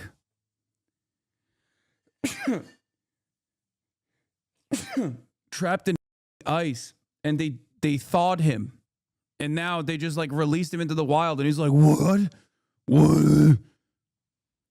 is all these lights? Like the irony here is, even if there is an argument to be made about like fraudulent activity taking place in these medical plazas or medical facilities or whatever, he is not even remotely tackling that. Like, there is no scrutiny here whatsoever. He's just looking at a normal thing, a medical plaza, and inviting unnecessary scrutiny to it by going, isn't it strange that the concept of a medical plaza exists? Yeah, man. Totally unique, fascinating concept. Going into a surgery center on the weekend. Well, not a doctor or patient in sight. They must be giving surgeries to ghosts. This is creeping me out, dude. Yeah, and then the second part of that is also, the underlying conservative brain, the underlying mentality amongst conservatives is just like being confused overall about how normal things work, and then being scared by that confusion because that means there is a grand conspiracy afoot. I fantasized that there were crimes taking place here, and that scared me. Makes you think. But here, they have all of their competition right next door. We're wondering, because we hear there's lots of fraud taking place here in Minnesota, and we're wondering, why is there so many of the same companies inside of this same building? No, I don't know that. What do you think about the fraud that's taking place here in Minnesota? I don't have any idea about that fraud, okay? Mm-hmm. That's it. What do you think about the news articles and what's being spread on the news about the fraud? Right now, you are doing something wrong. I'm just asking you No, you about don't the have fraud. to ask me, okay? Don't ask me that question again. Okay? Okay. Who can I speak to? Who can I speak to? Okay. Well, this guy that I asked a bunch of random questions was positively rude to me. Must be a conspiracy. Or maybe he didn't want to deal with your dickhead ass, dude. As soon as you confront them about the fraud, they get angry. When these people have these... This is, dude, I'm telling you, this is the reason why it's like dumber than, this is dumber than like normal, like Project Veritas style conspiracy theories. And therefore it's even more successful than that because everyone has become even dumber over the years.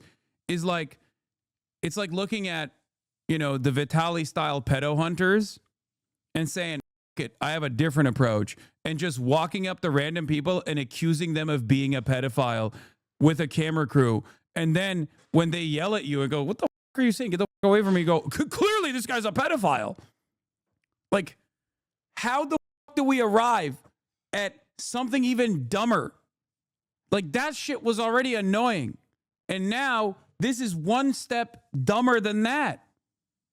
Instead of doing the previous, like, potentially pre-scripted or, potentially weirdly crafted pedo hunter videos, he's literally walking around and being like, I'm parked outside of this school in my van.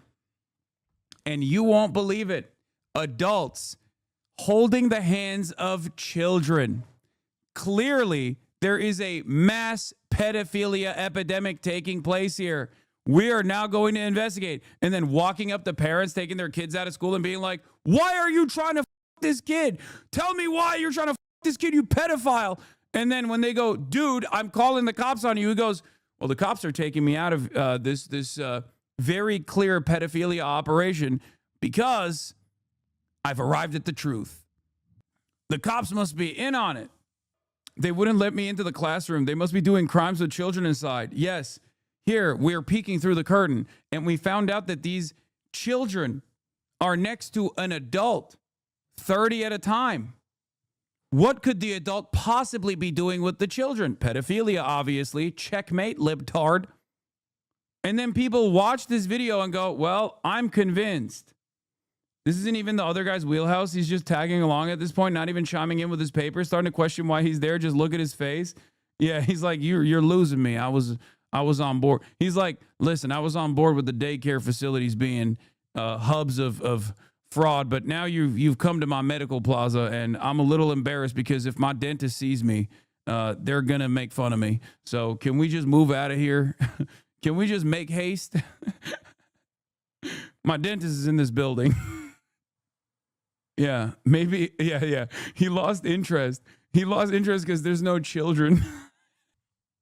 He's like, this is the most Israel coded video I've ever seen, for the record. Okay. This is the most like, there are terror calendars. This is a calendar of terror. Where are the children? It's clear that the Somali is hiding the children from me.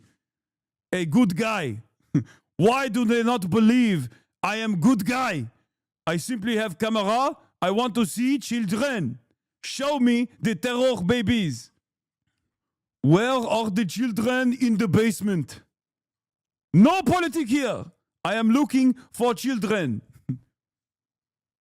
Home healthcare companies, you're seeing them everywhere inside this building. What kind of fraud are they committing? So there's false documentation being submitted to the state of Minnesota for services never provided. They're having forms signed in advance for services that were then never rendered. As far as a year or 2 years in advance, they'll have someone sign these forms at one sitting, and then they just file those with the state of Minnesota, and nobody from the state of Minnesota bothers to check that those services were ever provided.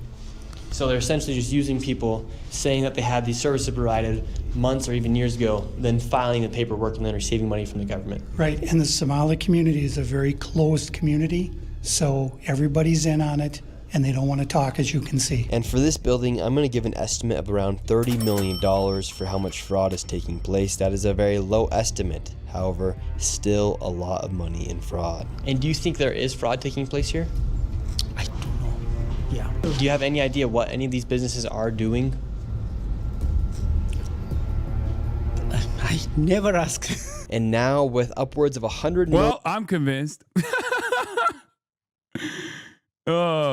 Bro, would you believe if I were to tell you that JD Vance, who is a Yale Law School graduate, posted this video on his vice president Twitter account saying this journalism is worthy of a Pulitzer Prize? Would you believe me if I told you that the guy who wrote a book, Hillbilly Elegy, who was a darling of liberals, who went to Yale, so we know he's literate, would you believe me if I said that? Because it did happen. He did say that. He did post that. He said, this dude has done far more useful journalism than any of the winners of the 2024 Pulitzer Prize Center.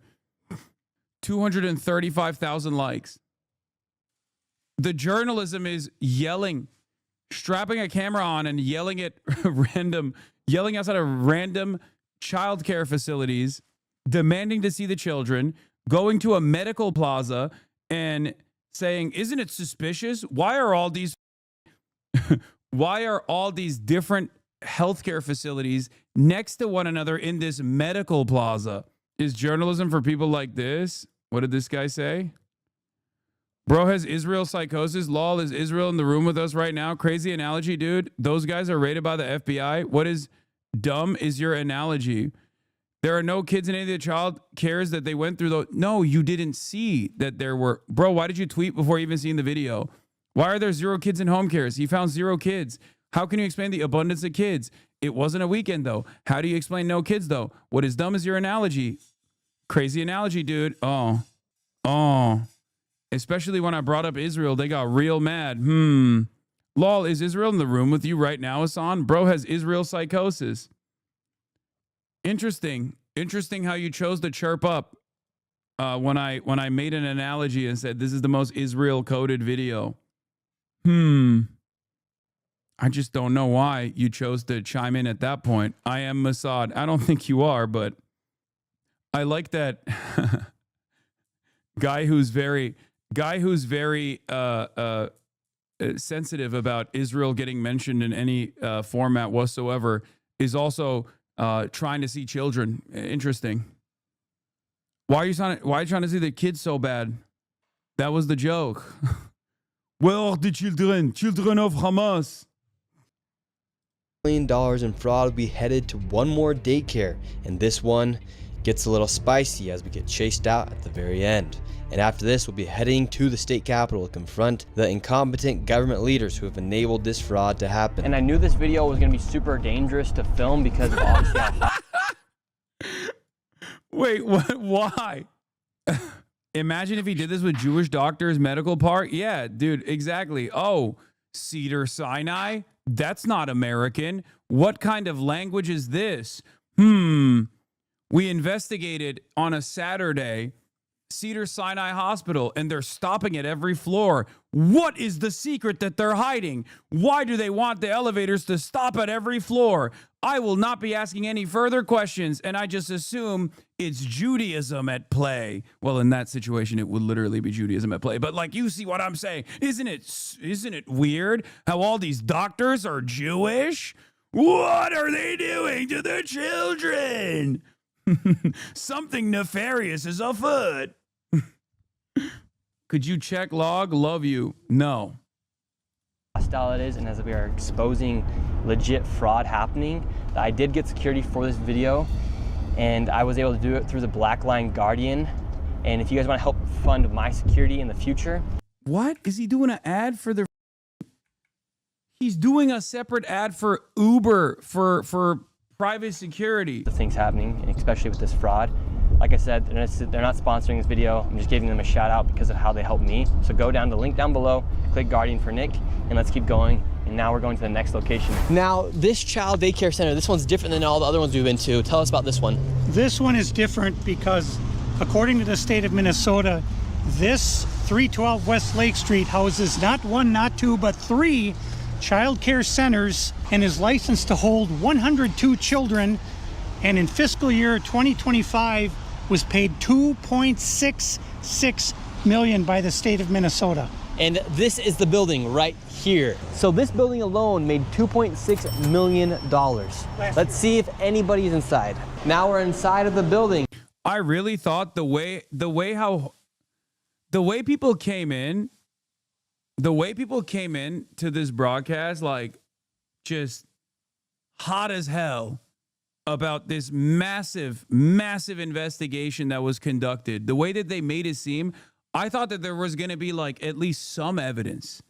And it turns out the only evidence is that he just goes around town straight up demanding entry into what it seems like is childcare facilities. And then when either no one opens the door, or when the people that open the door turn around and say, no, you can't come in here, what the f***'s wrong with you?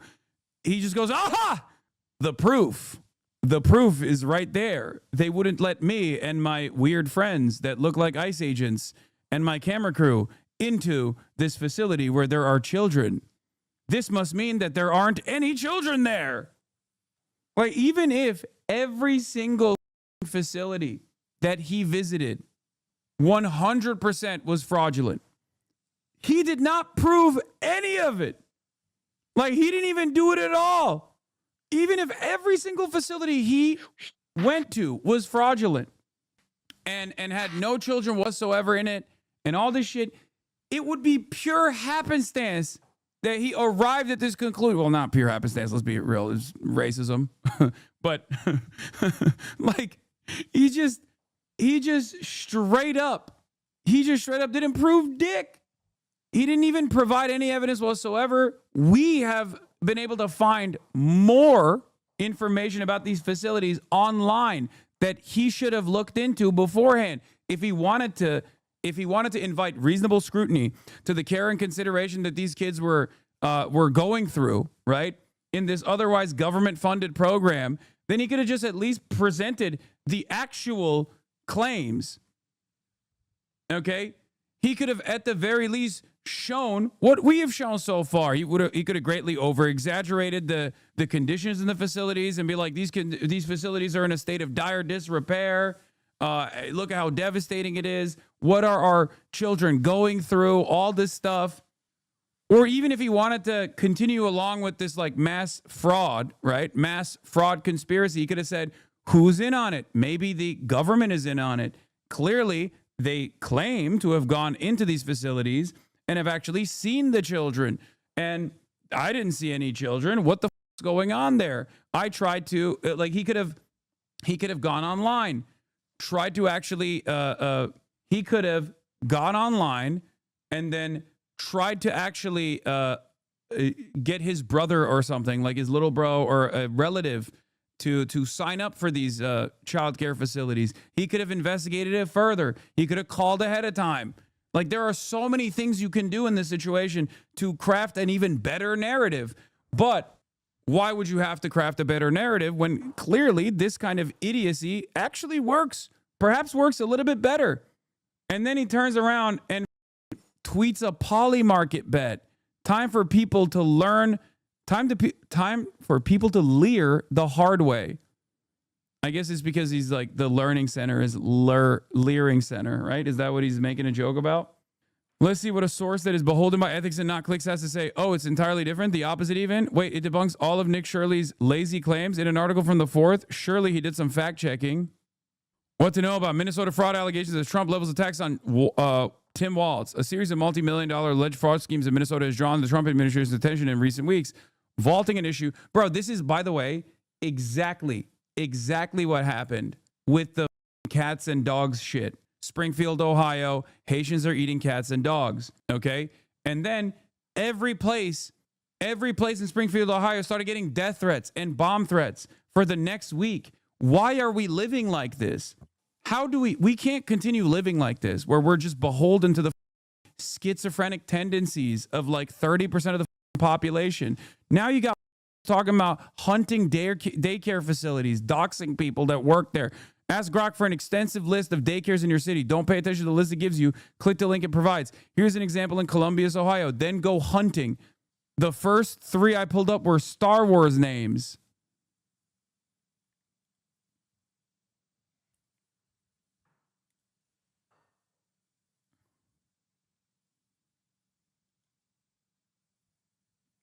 Star Wars names is, I guess, the names of the administrators are not white. Nick Shirley was in Israel earlier this year interviewing the last mayor of Gaza, retired IDF Colonel Grisha Yakubovich, who was the mayor during Israel's occupation in the early 90s. He asked questions such as, how did Hamas become a group that is raping and murdering babies? Oh, so I wasn't off when I said this guy is the most Israel-coded content creator. It'll take me time to understand. And it's not only the terrorists, it's also the civilians. How did Hamas go from a group that was helping people to now and murdering babies? Theology, philosophy, incitement, using Islam. Where's that fucking chatter? Where's that fucking chatter? Bitch ass. Another 80 IQ analogy. The Schrodinger's children, when he visited, they disappeared. Brother, I need you to understand something. And this is going to be quite difficult for you because you literally do not have the brain processing capacity to understand anything, okay? If you, as a random person, in a time when there is heightened scrutiny due to the president literally saying he's going to sick ICE agents on like schools and facilities and shit like that, are going in to a childcare facility with a group of private security guys wearing balaclavas and a camera and another random like local weirdo demanding to see the children, of course they're not going to let you in. That doesn't mean that there's no children in there. And murdering babies. Theology, philosophy, incitement, using Islam to radicalize. It's a process that took almost 40 years. It'll take me time to understand. And it's not only the terrorists, it's all.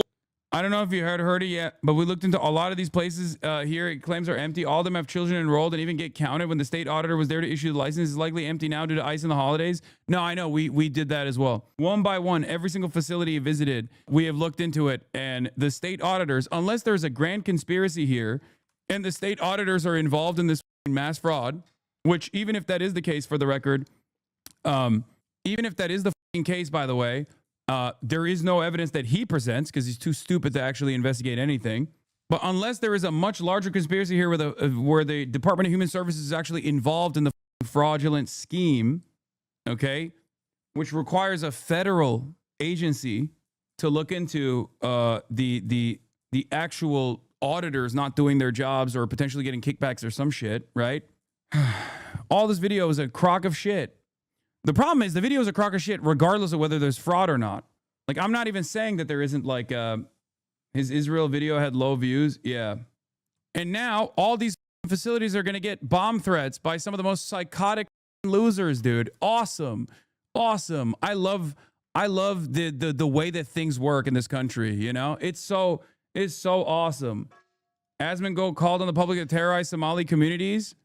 Present help right here. We're looking for the best rates of healthcare here inside this building because we have so many options. The best rates. Who can we talk here we about go. getting the best healthcare? I don't know. Oh, here we go. I wonder why this lady is not responding to the guy with the camera. I wonder. It must be because she's Somali and also is up to no good. I don't know. No. Wow. It actually took down information to give us a rate. However, when we left, we were then met with the police. We received a complaint that matching your description, we're in this building harassing the individuals who... And he's trying to assume because they're Somali providers, everyone here is fraudulent. Okay. So we're Another Karen. Yep. This is a area that we're... Wait, that's a Karen and not the person running around with a camera harassing people? allowed to enforce trespassing ordinance. And the Somali community is a very closed community, so everybody's in on it, and they don't want to talk, as you can see. What would you have the police do instead if you were them? What would be your course of action? Genuinely curious. I would create a situation where the police would be afraid to defend these places because they would be worried about being persecuted. This would cause the police to leave and completely disband the police force. What?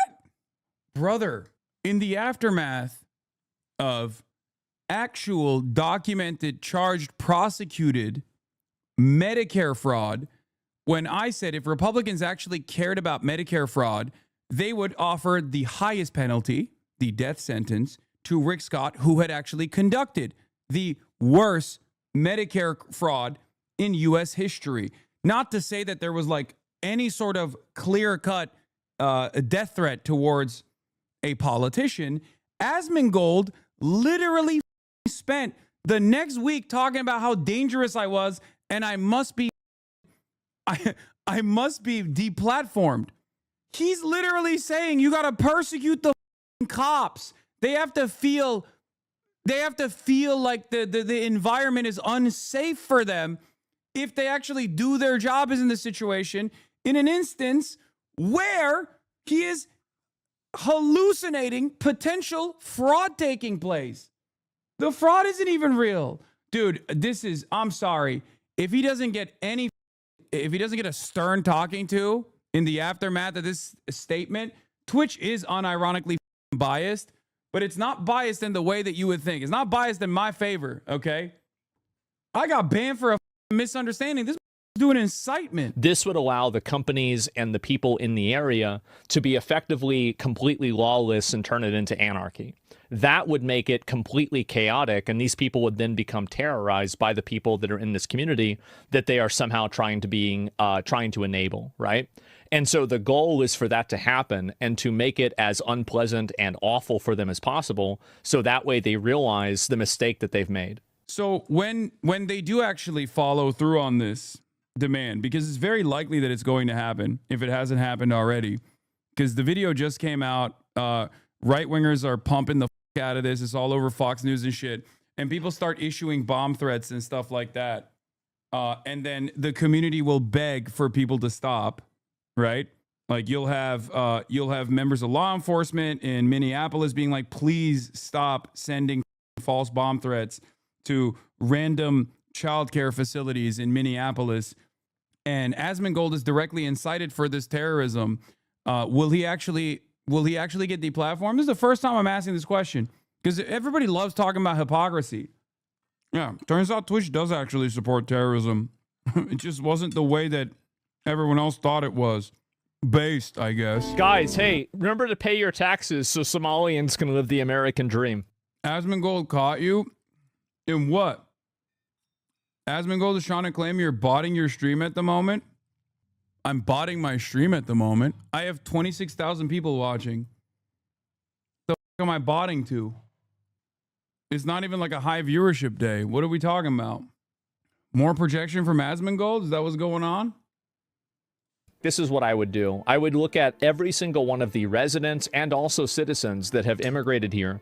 And if these people are considered to be net negative taxpayers, I would deport them and denaturalize and deport them. That's what I would do.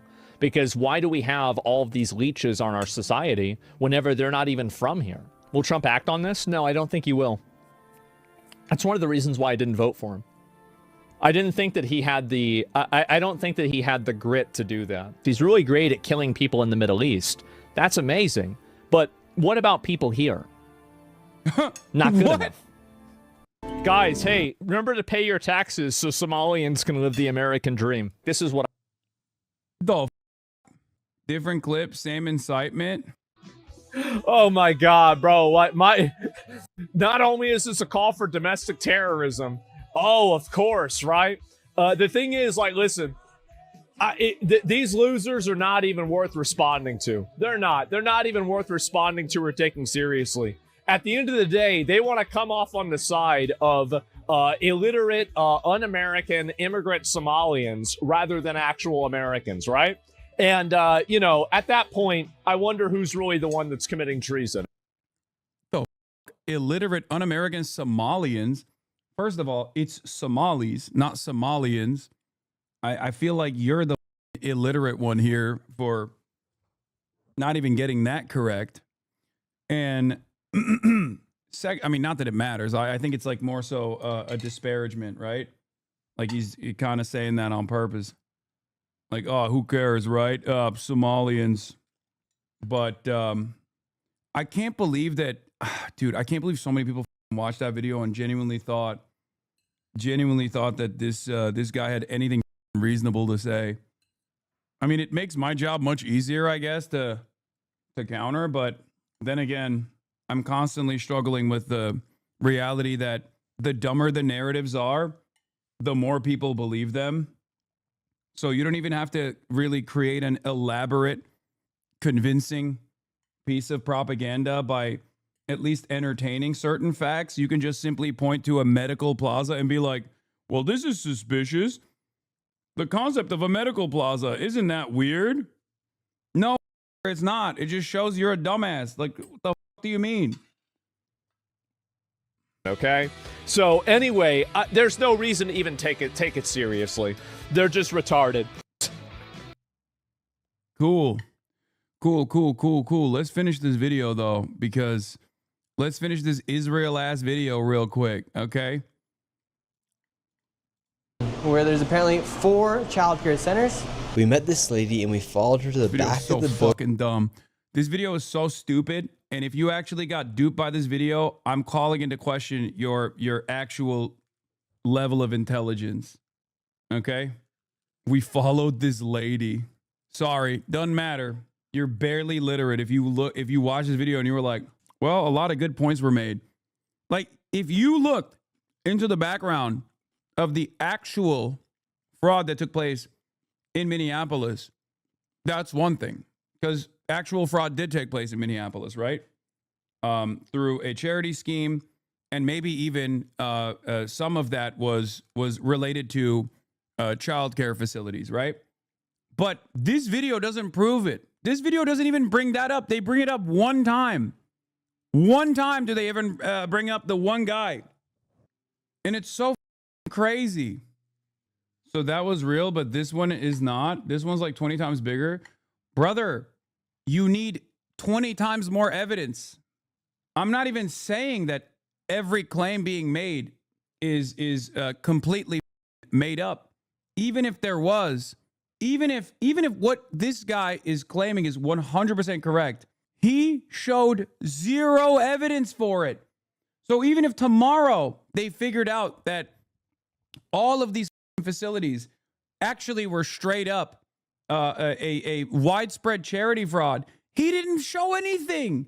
He just went outside to the facilities and was like, where are the children? Bro, what do you expect him to do?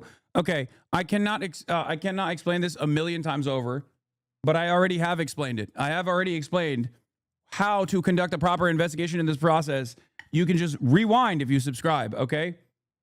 Building where the daycare was supposedly at. So right here we have 2 child daycare centers. We have the Minnesota Child Care Center, and then we also have Nuna. Between the two 2.66 million.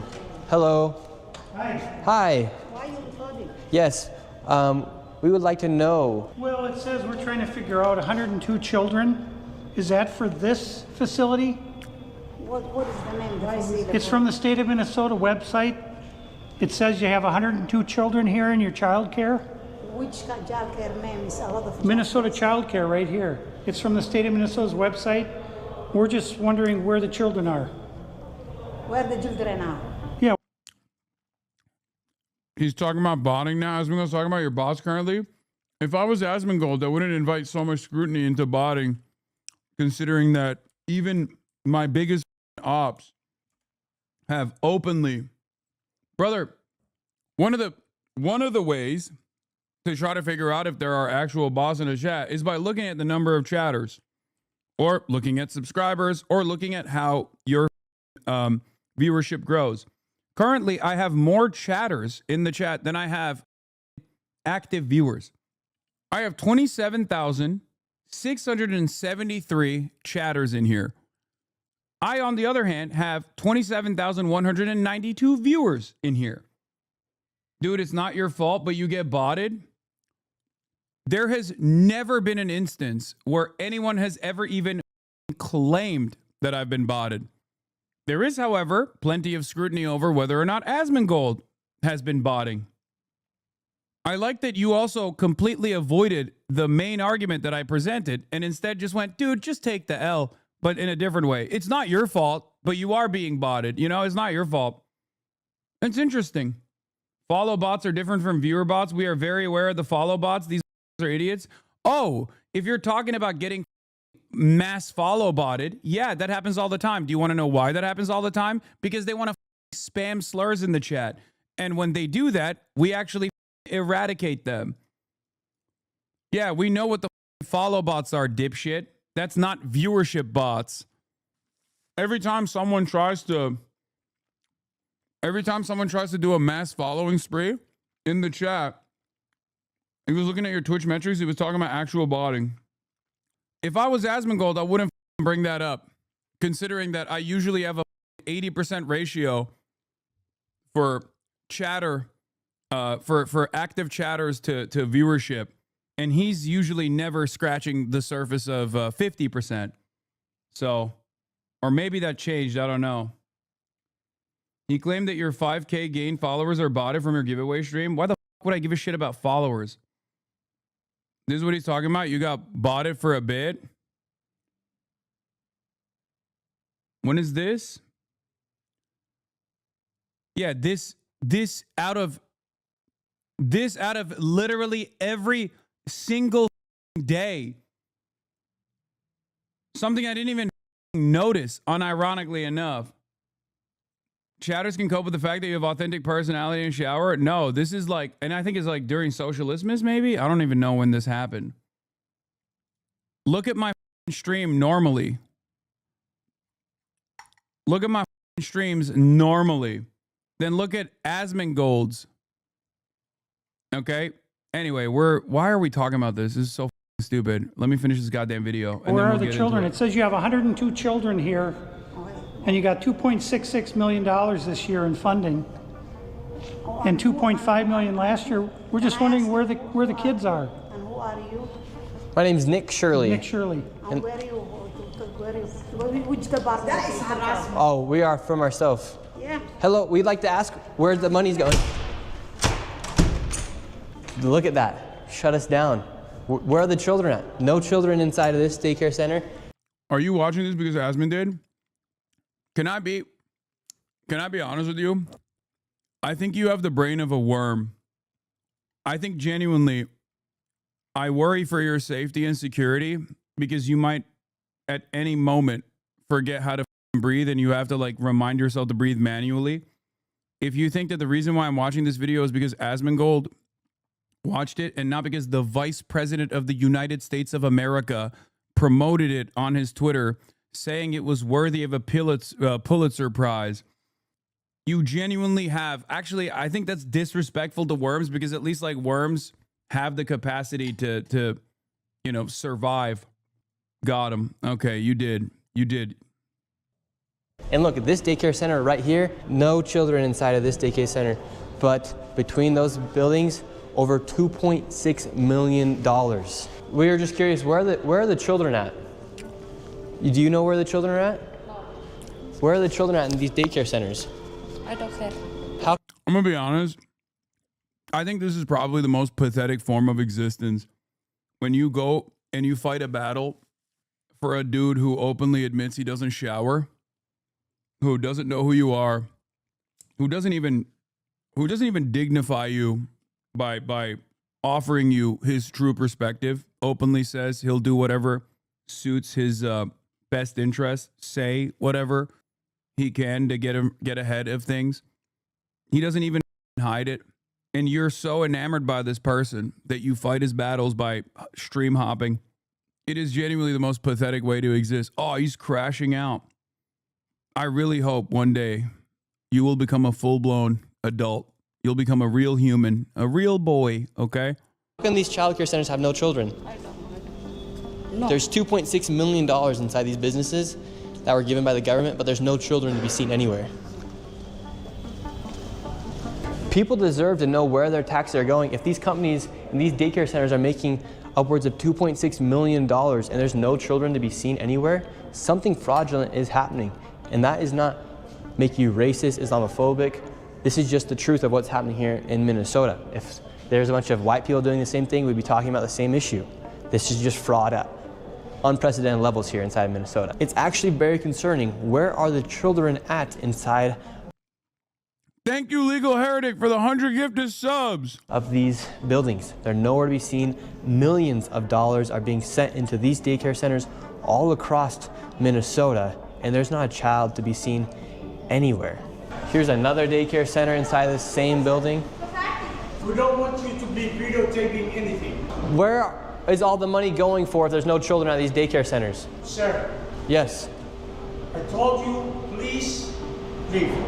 Yes, we have a question though. Where is the children at these daycare centers if there's millions of dollars? Ask the local government, yeah. Oh, we've asked. We have the paper here. So we're wondering where the money and where the children are at. We have the paper right here. Come here. Who are you, first of all? My name's Nick Shirley. You don't have any permission to record me, period. Can we talk outside? You don't have permission to record. She doesn't either have. She doesn't have permission to record me. You cannot stop people on the street and question them. We can ask. You don't have any permission. Where are the children? I will sue you. You don't have any permission. We have nothing to do with this. You understand? Then are there So children? leave. Please leave. Are there children? If the dude who came here from Somalia, whose second language is English, has a more competent grasp over the language, has a more competent command over the language than you, when you are a monolingual dipshit, you really got to reconsider shit. You got to go back to the drawing board. You got to go back to school. Like, it's just shocking that adults watched this video and went, wow, this guy's brilliant. Children here. Please leave. Where are the children? $2.6 million for a daycare center. You ask whoever you think is doing that. You don't know what you're talking about. So leave. Leave. Tell us what's happening here then. I said leave. We're wondering what's happening. We are not a child care. We are nothing to do with it. We're common people walking. And Yes. You are. We're not accusing you. We're asking where the children are at. Don't ask me anything. We're not accusing you. We're asking the daycare centers. I am not going to answer. That claim about we care about white people doing fraud too isn't even true. There was a massive fraud scandal involving Brett Favre and WWE wrestlers directly scamming the welfare funds of the state of Mississippi, and no one gives a I know. I covered it. I talked about it. We straight up talked about it all the time. I brought it up in the beginning of this story as well. So no, they don't give a when white people do it. And people will turn around and say, oh, this is whataboutism. It's not whataboutism. If there's actual charity fraud and welfare fraud happening, then yes, those people need to be investigated and punished. Doesn't matter if they're Somali. It doesn't matter if they're Brett Favre. Okay? The problem that I have with Nick Shirley's commentary here, his supposed investigative reporting here, is that there is no reporting and that there's no investigation.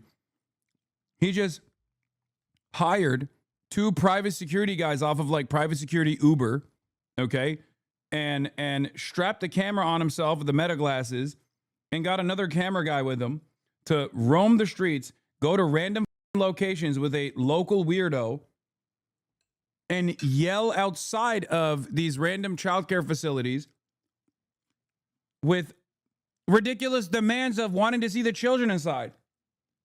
There's no proof to the claims. There's no evidence whatsoever. And I genuinely treat this like a filter, okay? It doesn't matter. This is a filter. If you watch this video, so that's what outrages you? Is it really difficult for you to comprehend that what outrages me here is that this is a very serious claim and a very serious investigation must be conducted, and this guy is doing anything but that and basically making a mockery and using this for clout with and fomenting racial hatred and scrutiny over necessary welfare programs. This is 100% a filter. And I will say it sincerely. If you fall for this, I think less of you. If you watch this video, when I first started watching the video, I thought the way that people were talking about it, I genuinely thought that there was at least going to be something. And maybe there is. Maybe it's trapped in the last necessary welfare programs. Yes, welfare across the board is necessary. What the not welfare fraud, dickhead, but welfare, yes. He kind of proved that there were no kids. Still more journalism than you ever did. He did not prove that there were no kids. And if at any point someone actually does prove that there are no kids, which will happen only after serious investigations are conducted, just ban me. I'm not going to ban you. I actually love entertaining dickheads like you in the chat. Okay? Israel defender screaming, "Where are the kids?" Yeah, we know, brother. We know. What is a filter? Not joking. Like, I think this filters people. This type of video filters people. Like, if you watch this video and your takeaway is like, well, this guy with a camera went to like a bunch of different childcare facilities and demanded, "Where are the children?" And they told him to f off. And that was enough for you to go, okay, I guess there's no kids there because they didn't show him the kids. I think it shows how malleable you are, how stupid you are. The way that people were defending this video, the way that people were excited about this video made me genuinely think that there was like some new evidence that he actually revealed in it. I cannot believe that the only thing he did was go around with a camera and be like, "Where are the kids? Where are the kids? Where are the kids?" And everyone's like, "F off, dude. You can't come inside." And then he goes to a medical plaza and goes, "Why is there a medical plaza to begin with?" I think if parents saw Riarty Mo going into daycares demanding to see children with a camera, they'd have more proof than what was shown in this video that Riarty Mo is a pedo. No, exactly. He made a fool of himself. Where are the children at? Leave. We just want to know, where are the children? Who you work for? My name's Nick Shirley. Who do you work for? I work for myself, Nick Shirley. Okay, what are you recording? We're wondering, where are the children? $2.66 million for You're not talking to the Minnesota Child Care Center. You're not talking to the right person. Are there children that come here? Answer the question. Are there children? There's no children inside this building. You don't know who you're talking to. Leave. That's just a simple question. Where are the children at? David, they won't even answer. We asked him, plain and simple, where are the children? Do children come here? This is why I've had my life. I've been attacked twice. Why would they ever... Dude, you're a random guy. Why would they respond to you? Why would they invite you in? If anything, if they actually invited you in, that would be a violation. I'm not one of these guys that talks about... I mean, look, this is... not to make this like super racial, because I know we got a lot of like Asman Botter fans in the chat right now, and they're going to get really triggered when I bring this up. But this is a little bit of a caucasity. This is a little bit of white entitlement, I think. Like the sense of entitlement from a 23-year-old dipshit running around being like, "I demand you give me everything. I demand you show me everything." Like, black dude does this, they're getting cooked. Imagine black dude doing this. Imagine a Muslim dude doing this outside of like Jewish hospitals or synagogues or whatever. Oh my Lord. They would be in prison. They didn't demand everything, okay? Yeah, simply to see the children inside, which is the most consequential aspect. You might as well demand everything at that point. Chatter. I don't really want to put you in harm's way, but like, just try to imagine what this would look like if you did the same thing. You went to a daycare or a child care facility in your local neighborhood with a camera crew and a bunch of security people, and you were like, show me the children inside right now. How do you think you get treated? Why would you ever assume that why would you ever send your child to a school that actually put them in harm's way like this? Once with a knife, and the other time I was jumped last Saturday by 3 Somali men simply for asking questions about what was going on. And they're very, very violent people. They do not like this fraud to be exposed. After giving this man plenty of opportunities to answer the simple question, where are the children, he called the cops on us, and we headed to the state capitol where they're having a meeting about the fraud. Wow. It seems to me like the cops are in on it, I guess, because they keep siding with the Somali population here.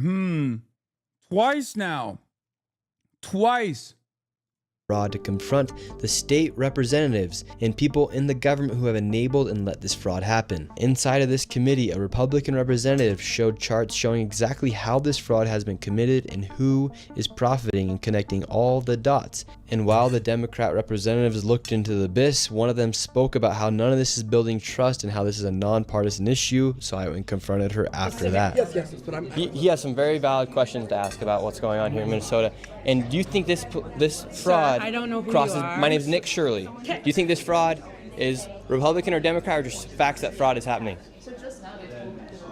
think the fact that Because you're talking about it as a partisan issue. Well, because that's what I heard you talking about. That I know what I said is that because what we're talking we want about to build trust, but fraud is fraud. So why should we be enabling fraud to happen here? No, I don't think anybody is enabling fraud to happen. Hold Governor Walz accountable for this. Okay, sir. No. This is not. Sir. When are you going to hold Governor Walz? No. She is a representative for the state of Minnesota. Yes or no? Excuse me? Yes. Are you? If you're going to talk to me like are that. you going to say to her, I'm a disability advocate. I heard you, and get got a chance overstimulated. to testify. Thank you for testifying today. No. Ma'am, the facts are the facts that fraud is.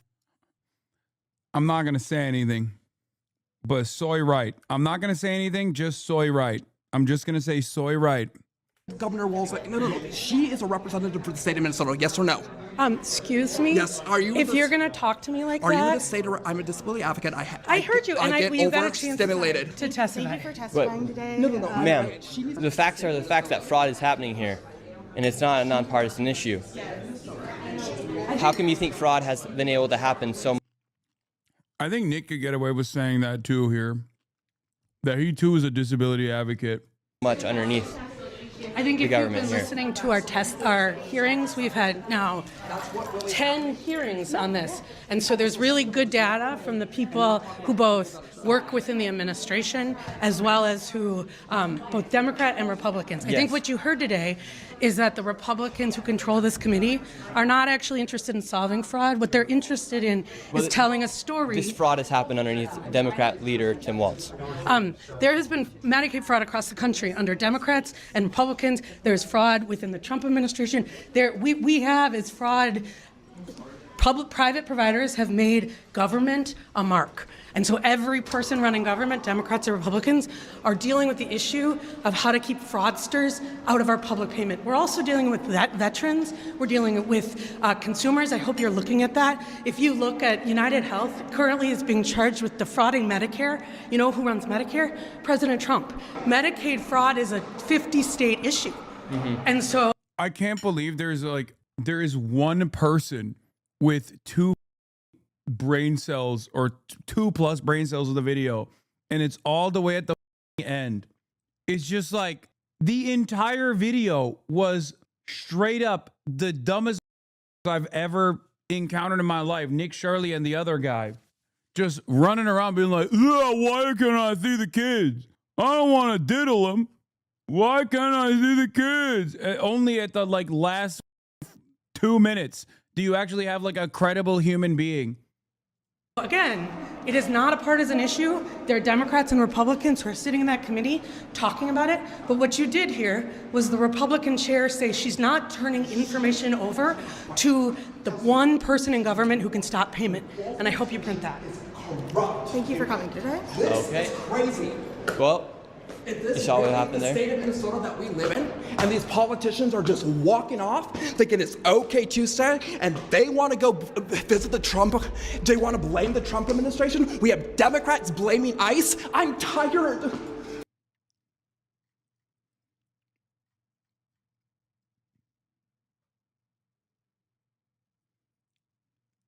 I'm gonna be honest.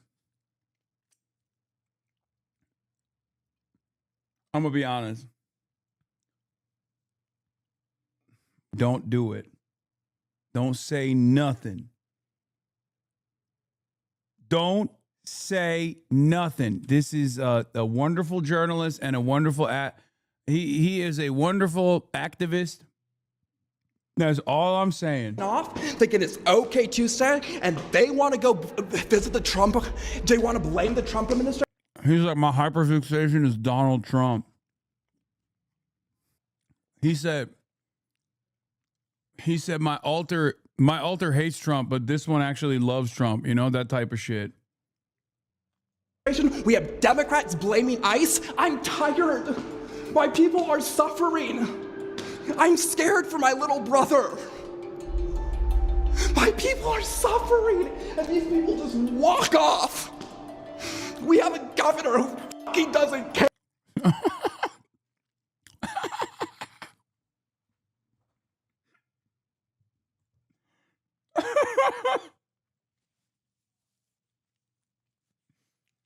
Oh no. Oh damn, bro. Bro, a good anime will change his life. Check nice bathroom logs. Wonder what he's advocating for. I'd hear him out. He can't be worse than black Israelites. Come on, brother.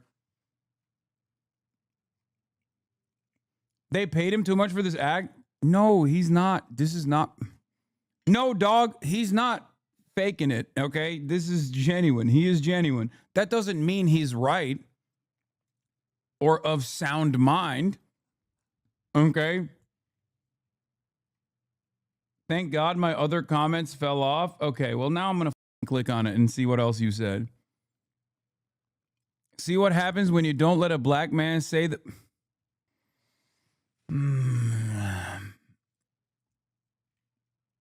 Y'all need to get outside more. People are just like this. Okay. Chatter, he is, let's just say he is a unique style individual. Okay. Come on now. How many more people are gonna freaking die? How many more people are gonna go homeless? And how many more people are gonna be trafficked in our freaking system?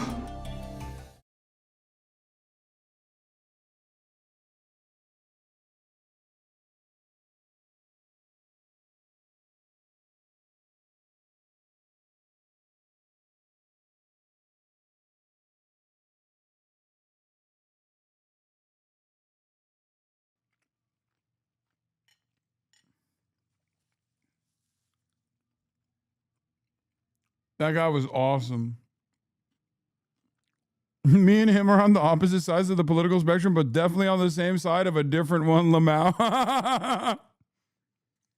If like 8 things went differently in that guy's life, he would currently be in the chat yelling at me because I'm not like, I don't know, I'm doing too much bodies and spaces about black people's business. Okay? Like butterfly effect, 8 different sequential events. He would be talking about misophonia in here and then tying it back to, I don't know, tying it back to how I'm reasserting like white supremacy in the way that I engage in misophonia. It's another moment of white entitlement from me. reasserting like white supremacy in the way that I engage in misophonia. It's another moment of white entitlement from me. Please stop. Please stop mocking this video. It's nominated for a FIFA prize for literature. Fuck.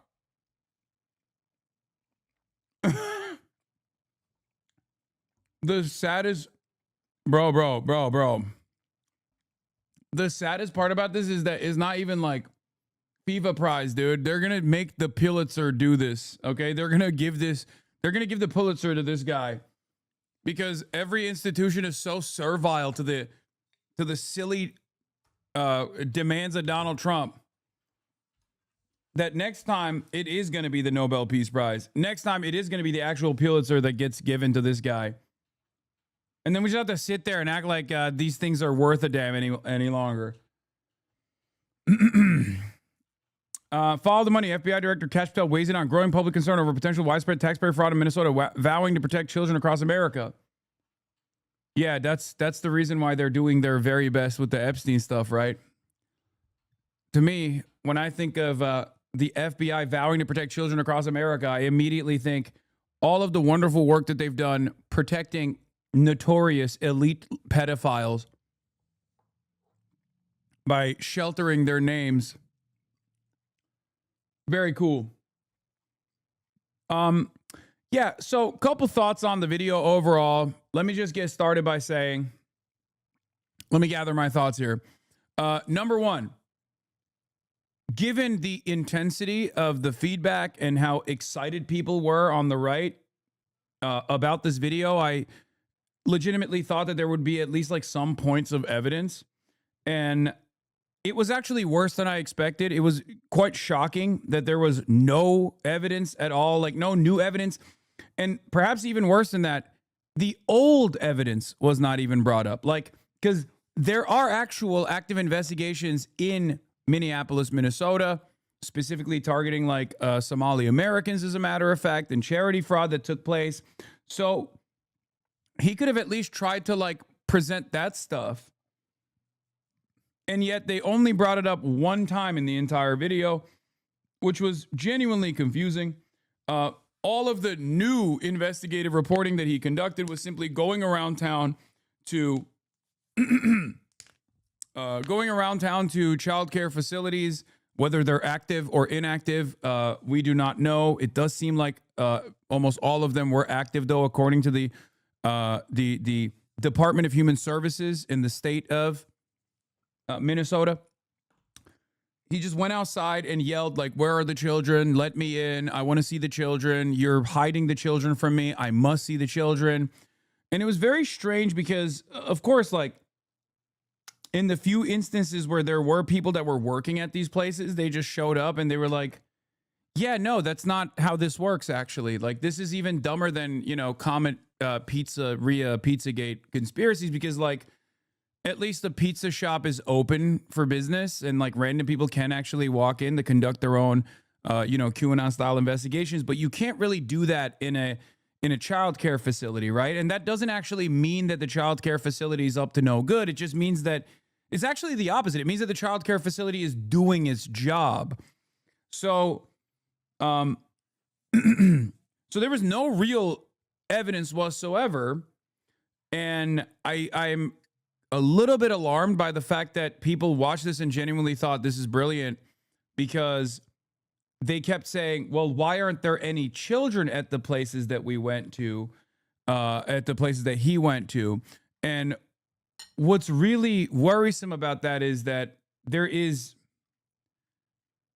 that he didn't actually prove that there were no children at the places that he went to. He just was not allowed egress, right? Was not allowed entry into the building for good reason. And as a matter of fact, was actually trespassed twice by cops, or ingress, not egress. And he was trespassed twice by police officers when he went to medical plazas, which I think was even dumber than him yelling about where the children are outside of, childcare facilities or or demanding to see how autistic the kids are inside of the autism facility. In the process of this video, in an effort to understand exactly where he was coming from, we ended up actually going through a comprehensive audit of virtually every single one of the locations that he went to, and found out that while these facilities are in a dire state, some of them actually have been closed down in the past as well, that there definitely were children there, or at least according to the Department of Human Services of the state of Minnesota, in Minneapolis, Minnesota. So this kind of additional information, this kind of additional investigation could have been conducted before he actually decided to shoot this video, but clearly he didn't want to do that because that would kind of undermine the narrative that he's trying to present, which is that there are no children in these places, right? And like I said, I think the dumbest part of the argument was the second half where he actually goes to a medical plaza, something that is like actually innocuous, something that many of us here in the United States of America and as Chat told me in other places around the world as well have encountered. You know, it's a medical plaza. My dentist is in a medical plaza. My physical therapist back in the day was in a medical plaza. It's just an area where there's like a bunch of different medical facilities, right? It just doesn't really look like a hospital. It's not a hospital at all. It just kind of looks like a mall. And he walks in, and this is a totally normal thing. Like if you've ever gotten an X-ray or an MRI from like an MRI or X-ray clinic, you might have actually been inside of a medical building. It just doesn't look like a hospital. It's not a hospital, right? So he walked into this medical plaza and was like, why is there so much competition amongst these other doctors? This doesn't make any sense. Like the concept of a medical plaza was new to him, and therefore this meant there was a grand conspiracy. And at that point, you have to understand you're actually watching a person that has the level of intellect of a sea cucumber, right? And if you can't comprehend that you're watching a well-known stupid at that point, you might as also well be a stupid yourself. And obviously, this is the American century of stupids. And stupids are all around in many different shapes and sizes and colors and backgrounds. So you're probably going to have a decent time, but I will actually think less of you.